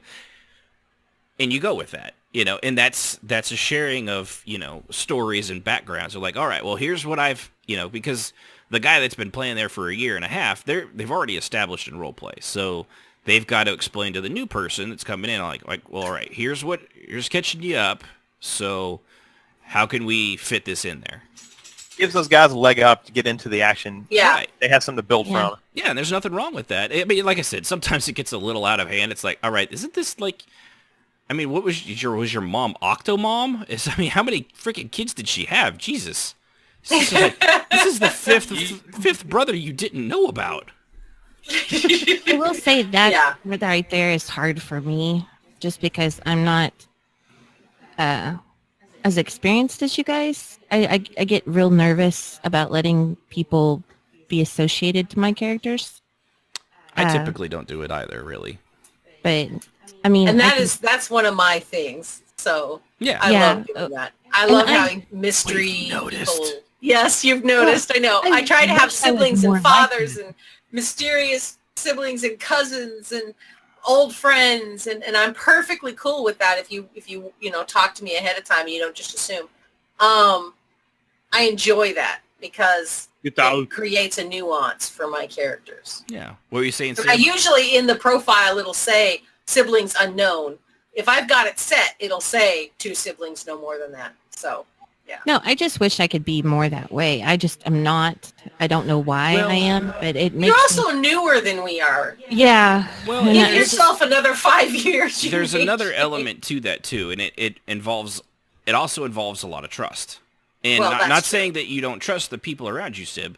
Like, it just might not be like for me. I mean, I trust Jazz and I trust Kishma, Sib, and Strafei. I trust all 4 of you. But if you guys came to me and said, hey, I have Tuna, I'd like him to be related to Tarvala or Kenix, I'm like, no, sorry. It's just not I don't like that kind of dynamic when it comes to family. It's not something I personally enjoy. Like, I don't mind it in other people, and I'll play along with it, no problem. But for me, I just don't, it's a control thing for me. I don't like, Tarvala's a single child, and if she had some sort of secret thing, that would unravel a lot of her role play, which I'm just not willing to do. So there's that as well. That's her head. But you also that's my head canon. With having next know people in the life that you may not have said ahead of time. So It You sometimes are flexible in sabotages. some ways. It sometimes sabotages your established role play. I get it. Yeah. I mean, it's Yeah, that's What are you happened saying, to me. Kishmas? That's happened to me when I was playing Regier. It's because me and a buddy, an old friend, like way back before pre-One Tamriel, playing as DC characters. Don't mention it. But he came back and was like, hey, you want to do some RP? I'm like, yeah. I mean, I'm part of this guild called Servants of the Tribunal, and maybe we can have Regier have like some sort of long-lost nephew or not. I'm like, oh, okay, let's do that. For 2 weeks it happened. There wasn't much RP, and in the end, he's like, I'm gonna kill him off. I'm like, well, like you wanted this, so why change it all of a sudden? Yeah. And they were those just the kinda Boost just- Row Daw days, bro? No, bro. Bruh. Bruh. But yeah, and then you're left like, oh, what do I do with this little? It's like this just dangling little plot thread. I mean, I guess if they kill him, that's all well and good, but at least Then it was you just, have to deal with the aftermath of at least that. it was just so- a nephew. You're like, Raj is an only child. yeah, I pretty much retconned that whole thing. yeah, and sometimes, especially if it's very short, like how long did you say that was? Like what, a couple months? Couple If that? weeks. Couple weeks. Oh yeah, See, like, couple if it- weeks retcon. That's yeah, it's fair. just easier to be like, wow, This didn't happen. What a weird dream, man. I need to totally lay off the hookah. I thought I had a nephew. Weird.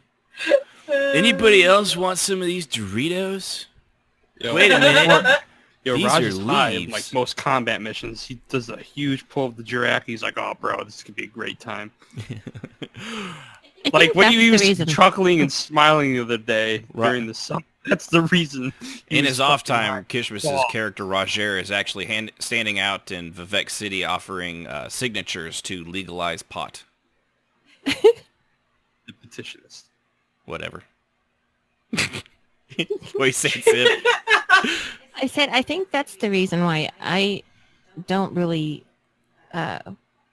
associate or like attach my characters to people is because I don't want to be sad. Like if somebody's just Yeah. like, I'm done. I don't want to play anymore. Then I'm like, oh, okay. Yeah. if my Yeah, and character that is talks to them, always a risk then- when you do that. And I certainly have gotten burned numerous times. But I think it also, for me, goes back because my brother died when I was young. And I had family, but they just kind of vanished.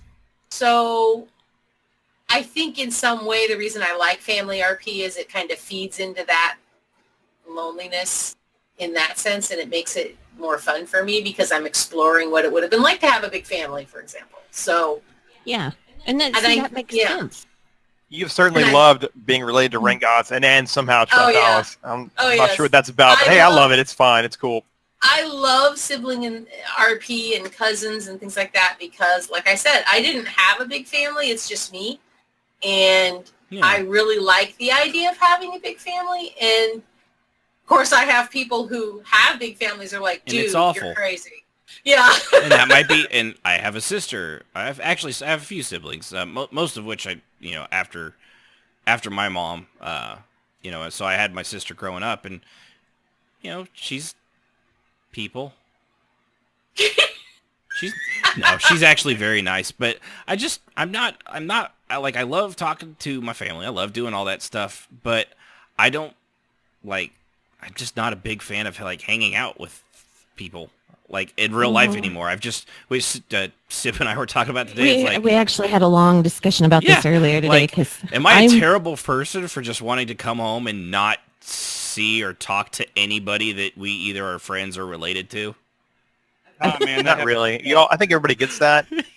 But I mean, as for me, I got two brothers, and dude, I love both of them. And if we could hang out all the time, yeah, every once in a while you need some time to chill Right. alone. But dude, I absolutely adore hanging out with Yeah. Joel and Seth. I mean, those guys are the guys. Well, I love hanging out with my family, but I just am like, I'm to the point where it's like, yeah, I just want to come home. I just want to put on my jammies and I want to sit here and I want to play my video games.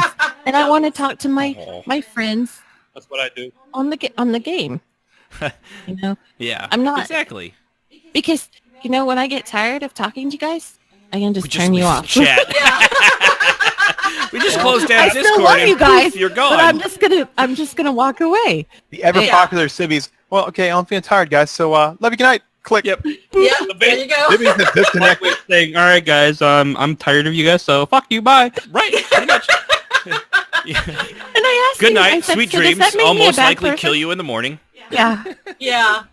But I felt bad because I'm getting more and more that way. Like, I just don't want to go hang out with real life people. Yeah, like I still love hanging out with her when we go see movies or go out to eat, Yeah. or the kids, but our kids are teenagers now. Like the youngest is, what is he now, 15, almost 16 at the end of the year. Yeah. He doesn't want to do anything with us. And we're not going to, he's old enough now, I'm I good don't with that. force him, So it's just like, okay. And by the way, Yudfei, she said the whole Xanis Yudfei thing was awesome for me to explore what it was like having a normal dad. I don't know if a normal dad often swings punches and kicks randomly at their children, hoping that they'll block them. But I'm glad it was as close. I mean, He mine would do was that afraid for to training. spank me, so Yeah. Yeah. I think everyone needs that alone time. What'd you say, Kish? Sorry. I said mine was afraid to spank me. Ah. Oh. I thought Well, you mine said weren't. he spanked you. I was like, what? Oh. Okay. But yeah, so okay, let's see. Where are we on this damn thing anyway? So headcanon, yeah, I mean everybody does it. It's you have to have it. You have to put that story. You have to put that time into it, and it will change. It will evolve. Because if it doesn't, if it's like anything, if anybody that's wrote a book, Roaded. Nice. did that just to Nice. piss Jazz off. Yes. Good job. Wrote it. There's a reason every writer that writes something, they go through first, second, third, 15th draft. Yeah. Things change, cohesion, better ideas come along, that kind of thing. And it's the same thing with us building these stories. It's literally just, and maybe you do need to write it out. Some people do. Some people just keep it all in their head and let it flow as it goes. Some people make, like points just to help keep their memory jogged. But it's just necessary. You just have to have it, It allows for cohesion, and it is necessary to keep cohesion when you are creating a story that involves more than just you. Yeah, exactly. So, and then of course, you have to also make that open-ended and Yes. without ruining your own headcanon. So you've still got to, that's why I always say an outline or a general idea is better than like the Ten Commandments, just chiseled in stone and unflexible and bending. Nothing will ever be different than what I originally came up with. It's good to be flexible in your outline and allow, like I said earlier, if you let your players add in and then do some unexpected crap, you're going to have a better campaign. Yeah. Well, and things too, like as you go, you learn like, oh crap, this thing I thought about the lore is wrong. Well, if you're going to be, rigid and unbending, you're going to look kind of dumb because you're going to stick with that, regardless. Now, you might be able to, if it's not like a huge point, you could just be like your character is just completely like stubborn or, listens to Alex Jones, whatever. But you've got to be able to rewrite things as you learn new information, as any person should. If you're not able to do that and flex around with that stuff, then flex. I don't know why I keep saying that fucking word over and over again. So Is somebody feeling flexible? not at my age. Dude, oh yeah, I had a birthday. I'm 39 Happy now. birthday, Ashen. That's right. And Yay! so did Jazz the week before, Yes. which we forgot to say that. Happy too. Happy birthday, birthday, So Jazz. did, so did Strafay. Hey, Oh, wait. Hey, yes, happy Drake birthday. had Oh a my birthday, gosh. Too. We Wow. have 3 Geminis in this house. We do. What about Kishmas? Wasn't What? his just recently? His was Mine- a while ago. this Turned one's Aries, 22. bro. I'm better. Are we all Gemini? No, we're not all Gemini. No. Are we? I'm Aries. Yeah, she and Sib's back in. We're not I don't compatible, know, okay? February or something. Zodiac sign says so. Listen, I study astrology. How was the steakhouse, Ashen? Oh my god. Oh. I saw a picture and you had a content look of glee on your face. We went to a place. Okay, sorry. This You is got food worth talking high. about. I don't know if you have them wherever you're at. I've never even heard it. And by the way, the name is just stupid. It's called Texas de Brazil, Why there's Texas in it when it's Brazilian food, I don't know. Because we got a lot of Brazilian folks same here in thing. Texas. Just saying. Well, you're one of the biggest states out of Alaska with the most people. You got a lot of everybody. And in fact, actually, if I remember right, Houston is the most diverse. Is it Houston? Yep. Is the most diverse city in the entire country with like 25%, 25%, 25% of everything. That's right. Mm-hmm. So, but that's completely irrelevant. But anyway, this place apparently it's Brazilian.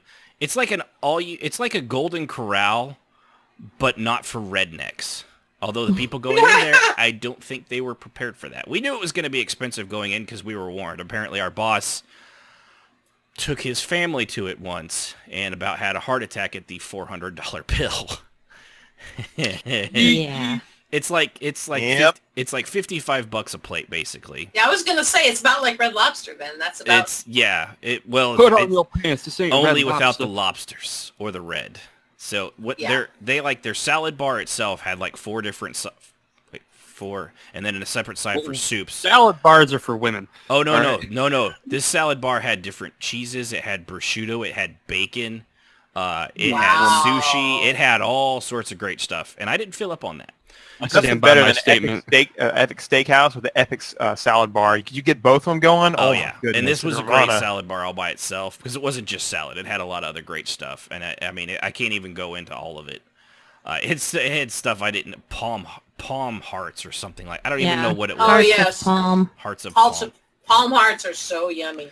They were But very the great thing about this is they give you a little token, and on one side is red, and on the other side is green. And when you're done with the salad part, you turn it over to red. And this place has 15 to 18 different meats. Some of them are aged 3 weeks. Some of them are lamb, pork chop, pork. They have chicken wrapped in You're making bacon. me hungry. I'm gonna have They to eat have there. different sirloins. They have filet mignon. They have, I mean, just whatever, like I said, 15 different meats. And they're on this giant spike. And they just come around and say, eh? And you're like, you look at it, you say, I would like some of that. And they cut you off a sliver right there. And you have little tongs that you grab off the meat and you put it on your plate. Now, it's not a huge bite. It's not like a full steak. It's just like 2 or 3 bites. And then they bring out another one. And they just rotating around the room. And as you want it and you look at it, you just pick what you want. And they'll cut it off right there, right off the spit that they just grilled it on and just plop it on your plate. That And sounds Kishmas? so delicious. Kishmas, Yes. everything is medium rare. Oh, Oh, that's just... They actually tell you that in advance. Dude. That- pickles by banana hammock. That's my favorite. Yes. yeah, they're like, by the way, everything here is medium rare. If that's going to be a problem, let us know and we can burn it for you. That's not what they said, but that's what I heard. Yeah, and I Good say. You say it's all right. Everything's medium rare here, guys. And if you want like something well done, you can get the fuck out. You can go to Sizzler. well, It's kind of I like will that say- one joke I saw. It was like, I'm vegan. What can I get here? And the waiter was like, the fuck out.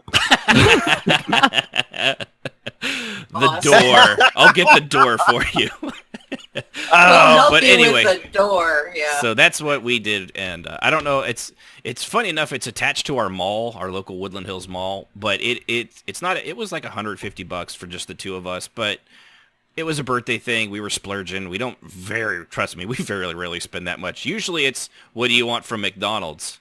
Well, I don't really feel like McDonald's. Let's splurge. All right, what do you want from Wendy's? You know, Oh, I know that deal. I did You that. big spender, you. right? Like Whataburger is like Mhm. golden, Oh, the orange W in the sky then. Yeah, we have a Whataburger here next to a Sonic, So next like, to a Wendy's. That, sir, is epic. so 100% inclusion on the valve. Across the street from an Arby's. No, Arby's is trash. Oh man. Listen, Sometimes you all gotta right. have an Arby's, man. I've been working. We're working at Best Buy for 3 years, and in the food court, there's Arby's, Subway, and some shitty pizza place. All right, I went to Arby's for 6 months straight. I am tired of that fucking sandwich wait a minute. shop. Wait a minute. You have a food court at Best Yeah. Buy?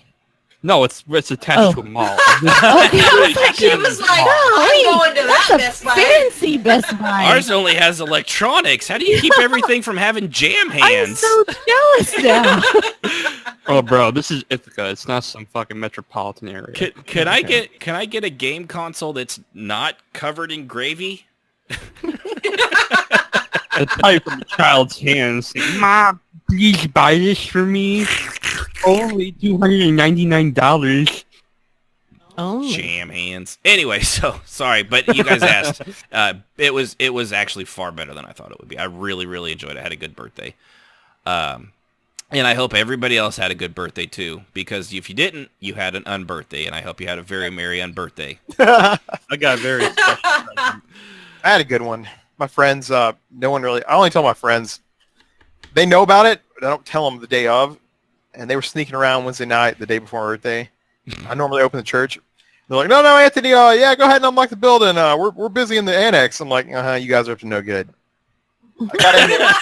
They had a cake with happy birthday candles and ice cream. Oh, And it that's was cool. like, happy birthday, Anthony, and pizza. And I was like, dude, you guys rock. I didn't even think anybody remembered. It was really cool. That's so weird. Do they not know what your name is? That's good. No, but yeah, I hope everybody had a good one.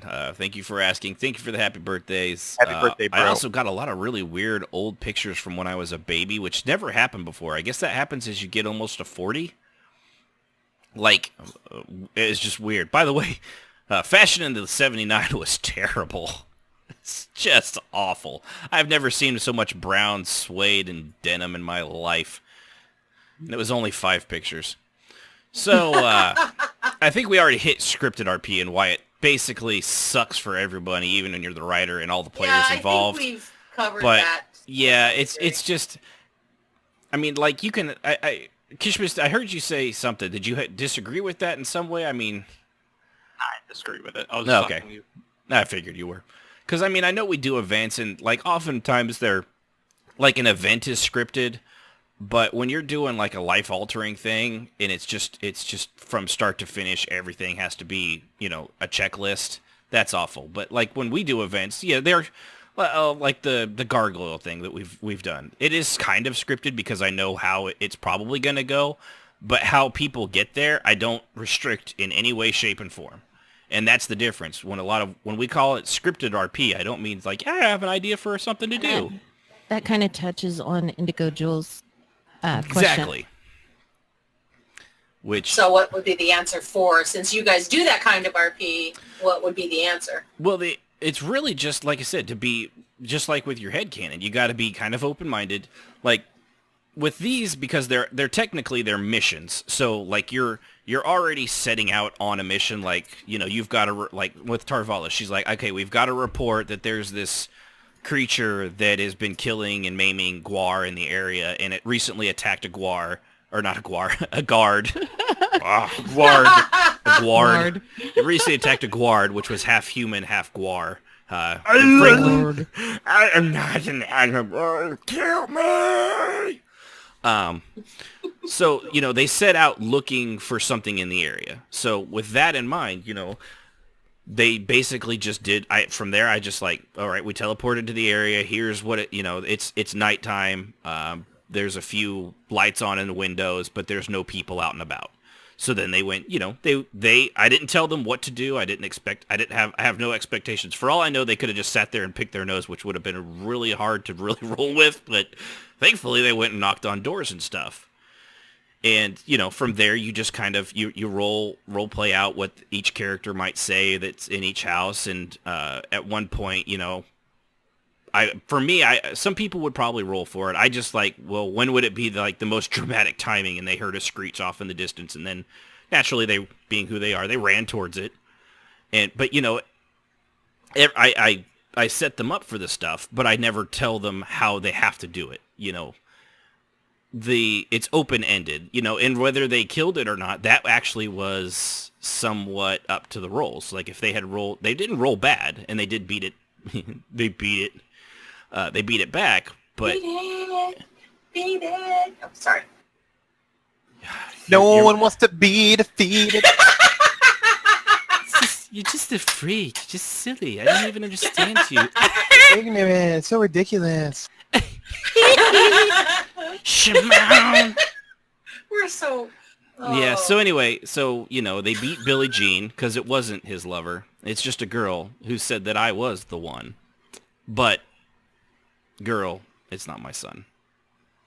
Anyway, So, it was all open-ended. And if they had rolled really, really well, they may have actually killed it at that time. But they rolled well enough to defeat it, enough that it had to flee. But And I rolled a 0. Right. Well, that was later. You actually managed to, on a scale of 1 to 20, roll a 0, which, good for you. Thank you. I work hard on it. You did. You're like, I'm going to be rusty. -1. 1. Shit. Roll the fucking 1. What a piece of shit. You weren't kidding when you said he was rusty, were you? No, He was like redheaded stepchild Rusty. Yeah. Named Rusty. But yeah, that's what I meant with that, Jet. As opposed to if it was it doesn't happen as much, but you've seen it too, Jazz. I know you've seen a few people that it's so scripted that they'll basically like drag the characters by the nose, like you should, and this character, you should go check out over here. And this, they basically drag them around by the nose, or they almost tell it in such a story form that they're actually just saying what the characters are doing, which is not something you should do. Yeah.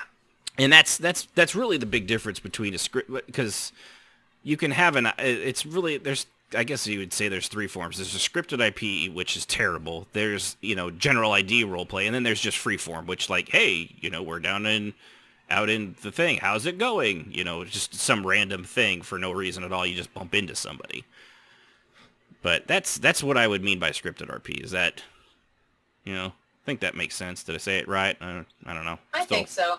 Still good. Okay, so including others in your headcanon, the do's and don'ts. I put a few of each on this. We'll start with the don'ts. As we said, spill your guts on the first time you meet somebody.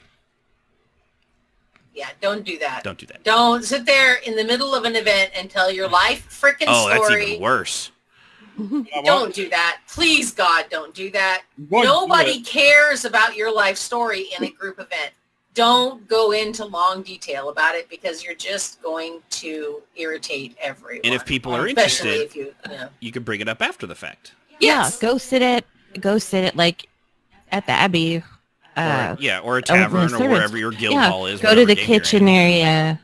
Go sit down somewhere, have a drink, tell your life story then. Find the person that might have been interested in it, or if they're really interested, they may even come up. I'll do that if someone says something. I'm like, oh, that'd be kind of neat. I'm curious about that. I'll go to them after the fact. I don't stop like, hold on. Vampires, you can wait a minute. So tell me about your mother. How does that make you feel? Yeah. My father was turned by a vampire. Oh, really? I'm the roleplay Fraser Crane. I'm listening. Exactly. I'm listening. But yeah, during an event, I totally agree with that, Jazz. Don't do it. Because just don't do it. Don't do there's it. enough going on that people have to focus on. They don't need to focus on, trying to remember that. Yeah. Yeah, it's too hard on everyone to do it that way. And it's it's stealing the show in a manner of speaking, because a little bit, yeah, you could say that. You're making it about you instead of about the event. You guys don't want to hear all about my character and how awesome she is? Yeah, so anyway, the next one is never... But wait, she can swing a sword. Oh, interesting. She's got tusks. Wow. She's got an Argonian friend. And she also has the gum disease known as gingivitis. Yeah, well, that's my headcanon. She's got gingivitis now. There's another good one. Don't make headcanon for other characters that's not there. Yeah. Like, you can have a misconception, like, that's one thing, but don't make up things for other people, I guess, especially without asking their permission first and putting if it it is into play. their character, it is not yours. Exactly. Yep. Don't go stealing somebody's, character. That's why nobody will play as Raj's kids. Exactly. Well, Because we totally understand it. Yeah, I definitely get it. Never tell anyone ever. I don't know what I was meaning with that one. Well, that's probably no, I don't know. I have no idea. Make it, I don't know why I put make it non-lore compliant. Make it lore compliant. I think you were saying to never tell anyone your headcanon, ever. Yeah. To keep it all to yourself and your character's just this Oh, big yeah, that's what I meant. mystery. Yeah, don't... I think that's what you meant. Yeah, because I forgot to put "don't" at the beginning of everything. Don't ever, don't never tell anyone. So, like, if you've got all that stuff, you got to spill it. You don't have to do it all at once, but you got to let it go. Because if you hold on to it like we said, if you hold on to it so tightly, it's just your character's just boring. You know, it's this. You never part of it's human nature. Okay, it's to take it to a real world example. Every time there's some weird, like, serial killer or anybody that does something that's just monumentally insane, what's the first thing news media and people and everybody wants to know? What was their motivation? Yeah. We just instinctively, we always are trying to understand other human beings and their thought processes because, I mean, nobody thinks the same, ever, clearly. You know, but when somebody goes so far out of that, you always want to know. So, you know, if you never tell anybody everything or anything, then after a while, it's just the same thing. If you never sometimes, you know, at least with that example with crazy people, there may not even actually be, there's no human logic, you know, what it made sense in their head, you know, because they rub soup in their hair at the stroke of midnight on the full bloom on the 2nd of May at 2:22 in the morning. I don't know, you know, whatever. Sometimes as simple as negative attention is better than no attention at all. If they're really like that isolated and they want to do something ridiculous, they'll do something super ridiculous just so they have that attention. I mean, that happens with kids a lot, right? Exactly. Oh, no, it does. Exactly. Yeah. And just a quick shout out for you, TK Dean. Wow, appreciate you staying up till 3 a.m. just to listen to us to this far. Yes, thank you for Go to joining bed. us. For the love of God, we're not worth it. We're totally I don't know worth it, about man. you guys, All right, But- Strafe's not but worth it. I'm I'm worth worth it. it. See how I said that over her? Oh. But wait a minute. Hold on. hold on. I'm worth it. There we go. Jessica. I'm worth it too. No, you're not. Why does nobody love me? So also don't make it, you know, non-lore compliant. So obviously, if you've got all this headcanon and you're, you know, let's see something. You're the, I don't know, for example, you're the Dragonborn in Elder Scrolls, yet the Dragonborn doesn't come around for another 1,000 years, or you're the chosen one of whatever you're playing that stuff, and all that stuff, it's basically not lore compliant. You're not the chosen one. You at the best you're just a really strong adventurer or something like that. All our characters are cut above the rest. They're not farmers unless you play a farmer.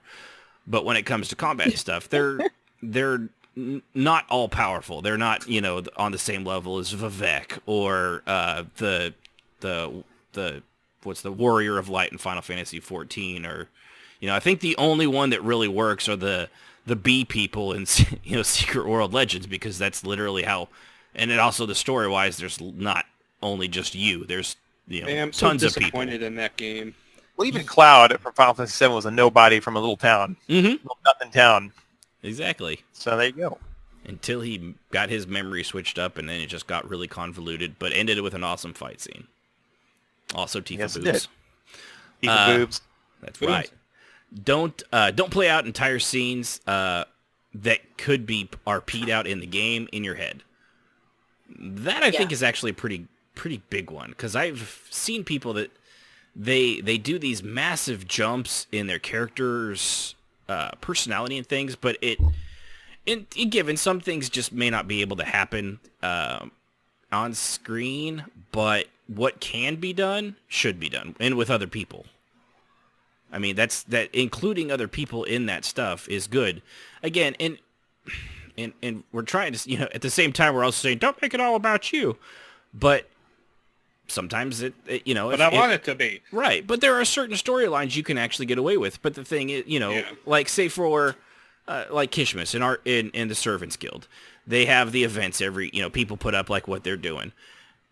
And for the most part, that's all guild oriented. But, that's never used as somebody like, all right, well, I'm going to do this, and this whole story arc's just about me, and everybody gets to play along. I don't think I've ever seen anyone do that, have they? Oh, I have. Well, I was talking about in Servants, because they, recently, yeah. I don't, and I'm sure it probably has happened, but it seems like it's pretty rare. Apparently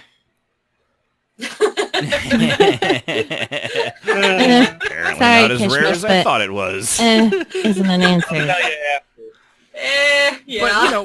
But for the most part, all the storylines, the things I participate in, and there are some things that they're obviously they're character oriented because they're supposed to be like, for the clergy, they do those pilgrimages and things like that. That is specifically for that player to,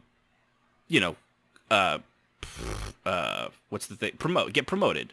Or in the ordination, they'll have individuals, they'll do their mastery and their things like that. And that's stuff that's purposely geared towards just that one player. But it's not started from that player. That's just how the guild mechanics work. That's how all that stuff goes on. So, that is a little bit different.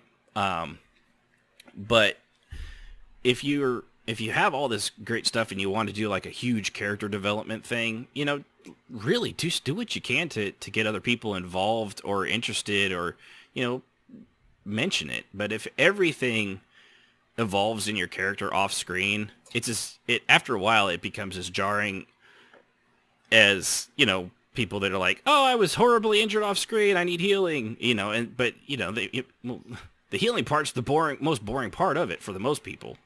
The story that led up to how you got your ass beat, that's probably something that you could do a role play on,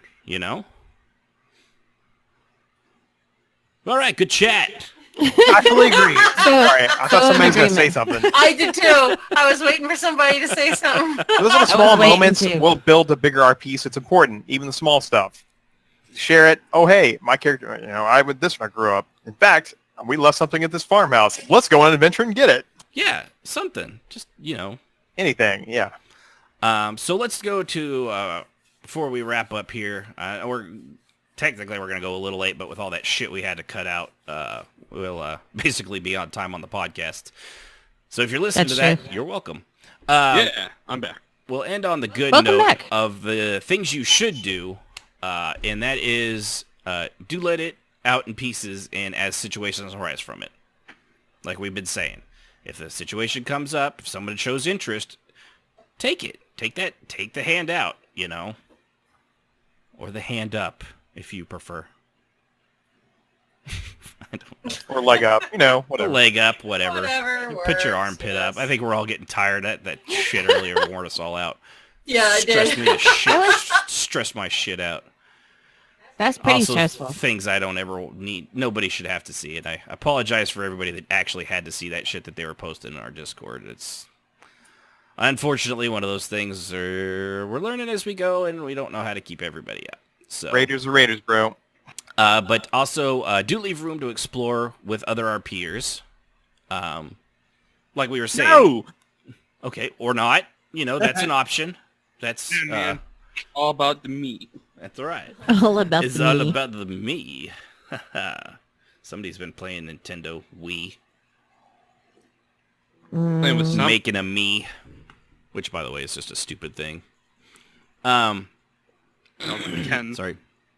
So like you said, leave room to explore with other appealers. If you can include people, man. It's everybody that role plays. They're there for the same exact reason you are.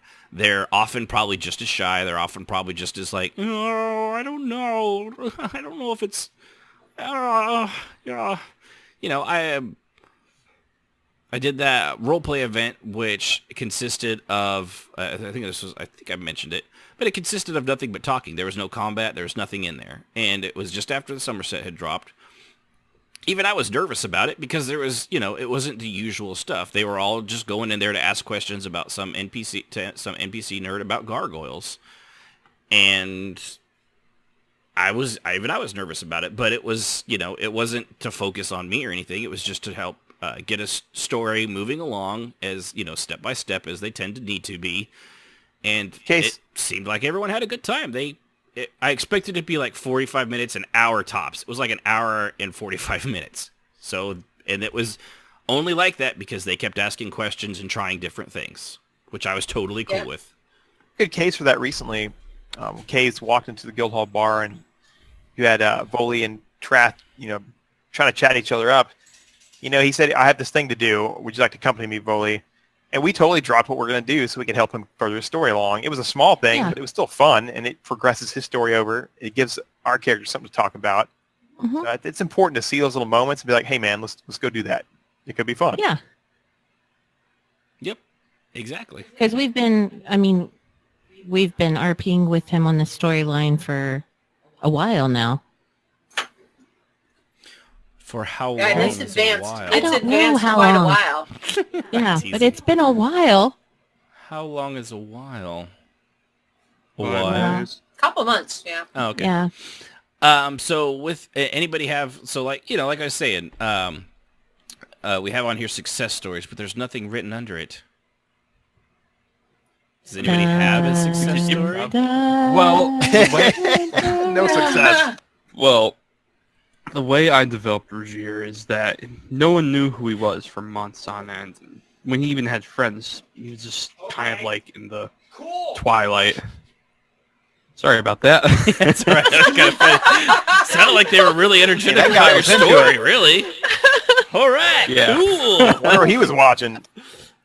But no, it's just kind of gradually opening up to certain people, and sometimes even slipping when he used to get drunk a lot. Mm-hmm.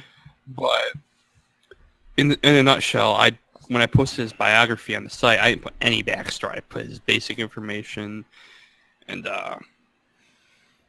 just basic stuff, and I RP'd the rest out. Mm-hmm. And as I RP'd the rest out, I'd add things to the biography. Whoops.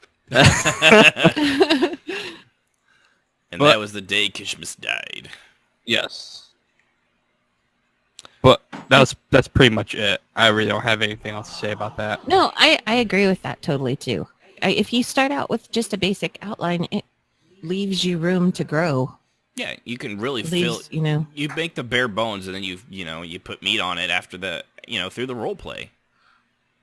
I mean, did you ever think that Raj would end up commander of the Abbey? No. See, I mean, that's... I was against it. What are you talking about? Even when he got it, he was like, "I really don't want to do this." But I mean, I still, it's I was like talking you never saw it to coming, Ashton but... about it. I'm like, oh fuck, I can't believe this is happening. Mm-hmm. He's like, I damn it. But he's done really, and it's one of those things because it's the reluctant leader thing. Those that always, and I'll be honest, even in roleplay, those that are always constantly seeking power, either in character or OOC, tend to be the ones that are often the worst with it. It's just like in real leadership. It's always the reluctant leaders, the people that really take is. it because they don't want it, Mhm. but Well, they know they can do a decent job Bring at that it. up in the politics episode, then we can go off. Right. Yeah. It's the difference between, the people that spend billions of dollars these days and someone like George Washington, who was basically begged to come back and be like, please, we'll even make you king. He's like, no, what do we just fight this war for, you dumbass? We'll have to vote for it, we'll do presidents. Are you just that stupid you trade one king for another? You need that kind of a guy. He was ambitious Those are to always get the off best. shit, but other than that, he Right. was unwilling. Yeah. I think the quote was, have I not already done enough for my country? Like, I just want to sit here and make beer. Delicious, delicious beer. Okay, I have to say, Raj's would be, I just want to sit here and make babies. Oh my god. He is Right? popping those Right? things out, man. Oof. Second one. What are you talking about? He's a I'm not baby-making having- machine. Oh my yeah. Put on that, Bam. put on that I'm careless whisper playing. and Raj I'm getting down. playing. You guys are impossible. Da-na-na, da-na-na, da-na-na, da-na-na, I will. da-na-na. If you want me to screenshot all that shit, I will. And I'll send it. No, I'm good. I'm good. But All right, so just jazz. Okay. it's just Save Jazz it for what the she would ERP totally. episode. She loves Save the it for fan. the She ERP. loves a good fan fiction, yeah. I do. That is very true. Yeah. But yeah, I mean, I've got several. Tarval I think has done pretty well because she's got her background. She's had her abuses in the past, and it still comes up every now and again. When it's relevant. She's slowly getting better and better about putting it all behind her, but sometimes those things just don't go away, and and it's kind of like a victim thing. If the way verbal abuse she took can help somebody out in their current predicament, she'll tell the story so that she can try to be like, see, I understand where you're coming from, and this is how I got over it. Maybe this will help you. And that's the kind of person she turns out that she is. That or she's, just really likes to talk about herself. I'm not sure, could be either one. But Xanis, 10-year-old character, that's probably pretty all right. But he evolved a great deal over a very long period of time. So that was, it's and then he ended up, like we said, meeting Yoon Fei, and she, becoming basically a father when he had no kids of his own. Really, until much, much later, it turns out. But, even that was kind of a retroactive rewrite. I do love the fact that you punched both my early teens in the face. That is true. It is becoming somewhat of a tradition. That's a success story. Love it. Yeah, it is. It wasn't intentional. It just felt like that with him being the snot he was both times that, I know the bam. team's going to make it if I got my punch in the face from Ashton's character. That's right. Yeah, and who knows? They might actually, in this one, they may actually end up being friends. It's possible because they won't have a deep-seated hatred and rivalry constantly. You know what? Oh, yeah. You know what? Tarval is a female and Kizdian's a male. They could be more than friends. They were just talking about, careless whisper on. He's like, what do you think about the y'all of kids? And kids goes, I'm trying not to think about people who can cave my head in with a fist. I mean, all Raj wants is for his beloved sister to dress nicely and not show her tits all the time. Well, it's not. Wait a minute. She looks Who's good. his sister? Tarvala. They're like brother and sister. Okay. Yeah, the other day she was wearing that revealing shirt that showed a lot of her boob. No, it was more of a boob panoramic view.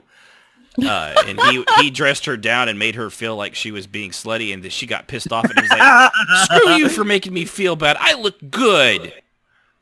She got all indignant at him. Zasher probably would have been, yes, you do. I mean, no. No, you don't. Yeah, Jazz's character's mad. You want to die, recruit? It is ironic that the female Jazz's character keeps looking at the male Ashen's female character's chest, which is it's a weird dichotomy we've created there. Yeah, I know, it's funny. Yeah. Well, a few more Twinkies and I'll catch up to Tarvala in real life too. So. I'll be wearing my man's ear before you know it. He won't need me anymore. That's true. Man, no, you still pick me up some nugs every now and then, so that's good. Hugs for nugs. That's right. Nugging for hugging. That's right. All right. So anybody else have something, and before we shut this down? Well, I think the biggest success story that we had was the Watcher. The end of it, of course, ended up with Xanis dying. Yeah, overall. Ringos was singing and dancing in Neriak. What? Oh yeah, it was tragic. It was horrible. Oh, it was, I sent his family a hand. What? His family's completely wiped out. I don't know where that ham went. Yeah, and we had several large role plays that worked really well. One was the destruction of the guild hall. We did that twice. Yeah, you can say that's more than once. Yeah, but we did that twice. There was decent reasons for that to happen. Yeah. It wasn't just a story. It made sense. A gimmick. And we were like, well, why don't we do this? And then we can do the first time we destroyed the hall, we actually built, because in EQ you could do this. Very well. Yeah. Mm-hmm. We actually had a guy, because what you would do is you would load a new setting, put everything away, and then put everything into the guild hall, save that setting, and then reload the old setting. Yeah. And as long as you didn't take everything out of storage, it all just went back the way it was before. Mm-hmm. Yeah, right. That was a really cool feature. Yeah. So he would wait. Logan did it with Who else did it? Was it you? Logan Brent? Paul? No, not that No, Logan. different Logan. His actual name is Logan. He was our wolf. He was Greiger. Greiger. Yeah, he thought he was a wolf. What a dirtbag that guy. Right? Stop. Man. Anyway, he would wait till everybody was gone and nobody was on because he was at the time he was working really weird hours or whatever. So he was Yeah, which for that guild, by the way, had to be between only the hours Yeah, of 5 a.m. and 6 a.m. because everybody was Something on like until that. fucking 4 we a.m. had some, we had some wild. Anyway, so he destroyed the guild hall and built it up over a period of time, and most people didn't know about it. Only the officers did. And then when it came time to actually destroy the guild hall and the roleplay played itself out, he said he sends a tell to me, and he's like, now? And I'm like, now. And so then he reloaded the destroyed guild hall and put everything in there, and it looked, I still have pictures on my hard It drive. looked, yeah, it was looked so desolate. Awesome. It looked destroyed because the hall Yeah. fell in on itself. So it was absolutely amazing. And I have to say, we had, the whole crew was there. So it was about 30 people that were taking part in the battle. And then we had NPCs, and some people were DMing the NPCs as well as their own characters so that we could have Yeah. a lot more people there. Yeah, and so in it was a lot EQ2, of fun. you I could really actually enjoyed put it. dummy character. You can make things Yeah. look like characters, but even though they were NPC dummies, basically, which was a Dormal really, got Yeah. buried in the really dungeon. nice thing. Yeah, and Dormel got buried in the dungeon. Triton had the whole guild hall fall on him and live. That's how awesome he was. Barely, but he survived. Yep. So yeah, it was a lot of fun, and I'd say of my success stories, that was one of our biggest ones. Yeah, That Another was note a lot of work. a big event that everybody could branch off for their own RP from. It created Yeah, a lot of roleplay everybody. branches there. We had so much roleplay spawn from that. Everybody had to deal with the fact that their guild hall had exploded, that we had people buried in the rubble that had to be rescued. We had People to have freaking out. Dig out Yeah. Triton. And Triton Yeah. sitting there like eating a ham sandwich like, hey guys, how's it going? No, he wasn't. Yeah. The roof fell on you. I know. It was cool. He was chewing the air, Straffe. I know. It was air sandwich. But actually, you know, Jez, when you said that one thing, the reason I consider Xanis a success, and you know, maybe this is a little, you know, humble brag. When we did the role play where he died off with the Phoenixes and all that and the Watcher, the number of people that said that they were real life crying. Oh yeah, we all were. Which was I one of them was yeah. you, right? Yeah. That made me realize. That made I me wasn't. feel like, yeah, you weren't because you're because you're a soulless monster. But you know, My twin was. when people were crying because my character was leaving the game and in character killed off. I mean, that was about as successful as you could hope for as a send off on your own character that you'd been working on for 10 years. And that was like, I was like, all right, you know, I felt good with it. I was ready to move on. I mean, we did come back for a short time, which was probably ill-advised, but it was fun. Even that was pretty fun for a short period of time. Because Ren was happy, but I was like, I have no more rival. Yeah, All I have is Tilder, and me and Tilder are kind of uniting. It's like I have no more adversaries. It'd be like if the Joker killed off Batman, and he'd be like, well, now what the fuck do I do? Exactly. That's what happened. Yeah, that's exactly what it was. He's just aimlessly, and then he became a good guy because of it, because he had nothing bad to focus on. It just like, ruins your character. The prophecy that Ashton laid down when he was talking to Valkyria, saying, "Yeah, I used to be like that. Eventually, he'll grow, he'll change." Yep. And he did. I was like, "No." Son of a bitch. Yeah, It actually worked out. That's probably the biggest success. So, well, if we got nothing else, I guess we could start shutting this down now. Yeah, I'd say we're in a good spot. All right. Well, I appreciate everybody listening. Of course. Yes, thank you. For those on the podcast that probably noticed a giant weird-ass skip right in the middle of the episode, that was due to trolls putting up horribly graphic pictures, and we learned a lot of things about apparently text-to-speech, and they were putting in some pretty nasty stuff. Yes. That I'm not even going to bother repeating because We are so sorry. I apologize to everybody that actually had to see some of the shit that they were posting up.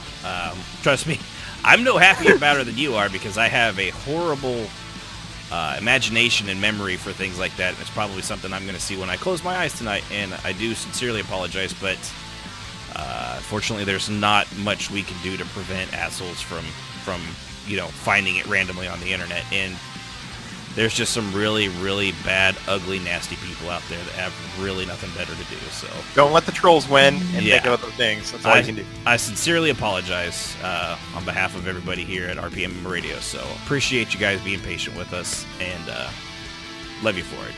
So with that, appreciate, again, everybody calling, or that tried to call in.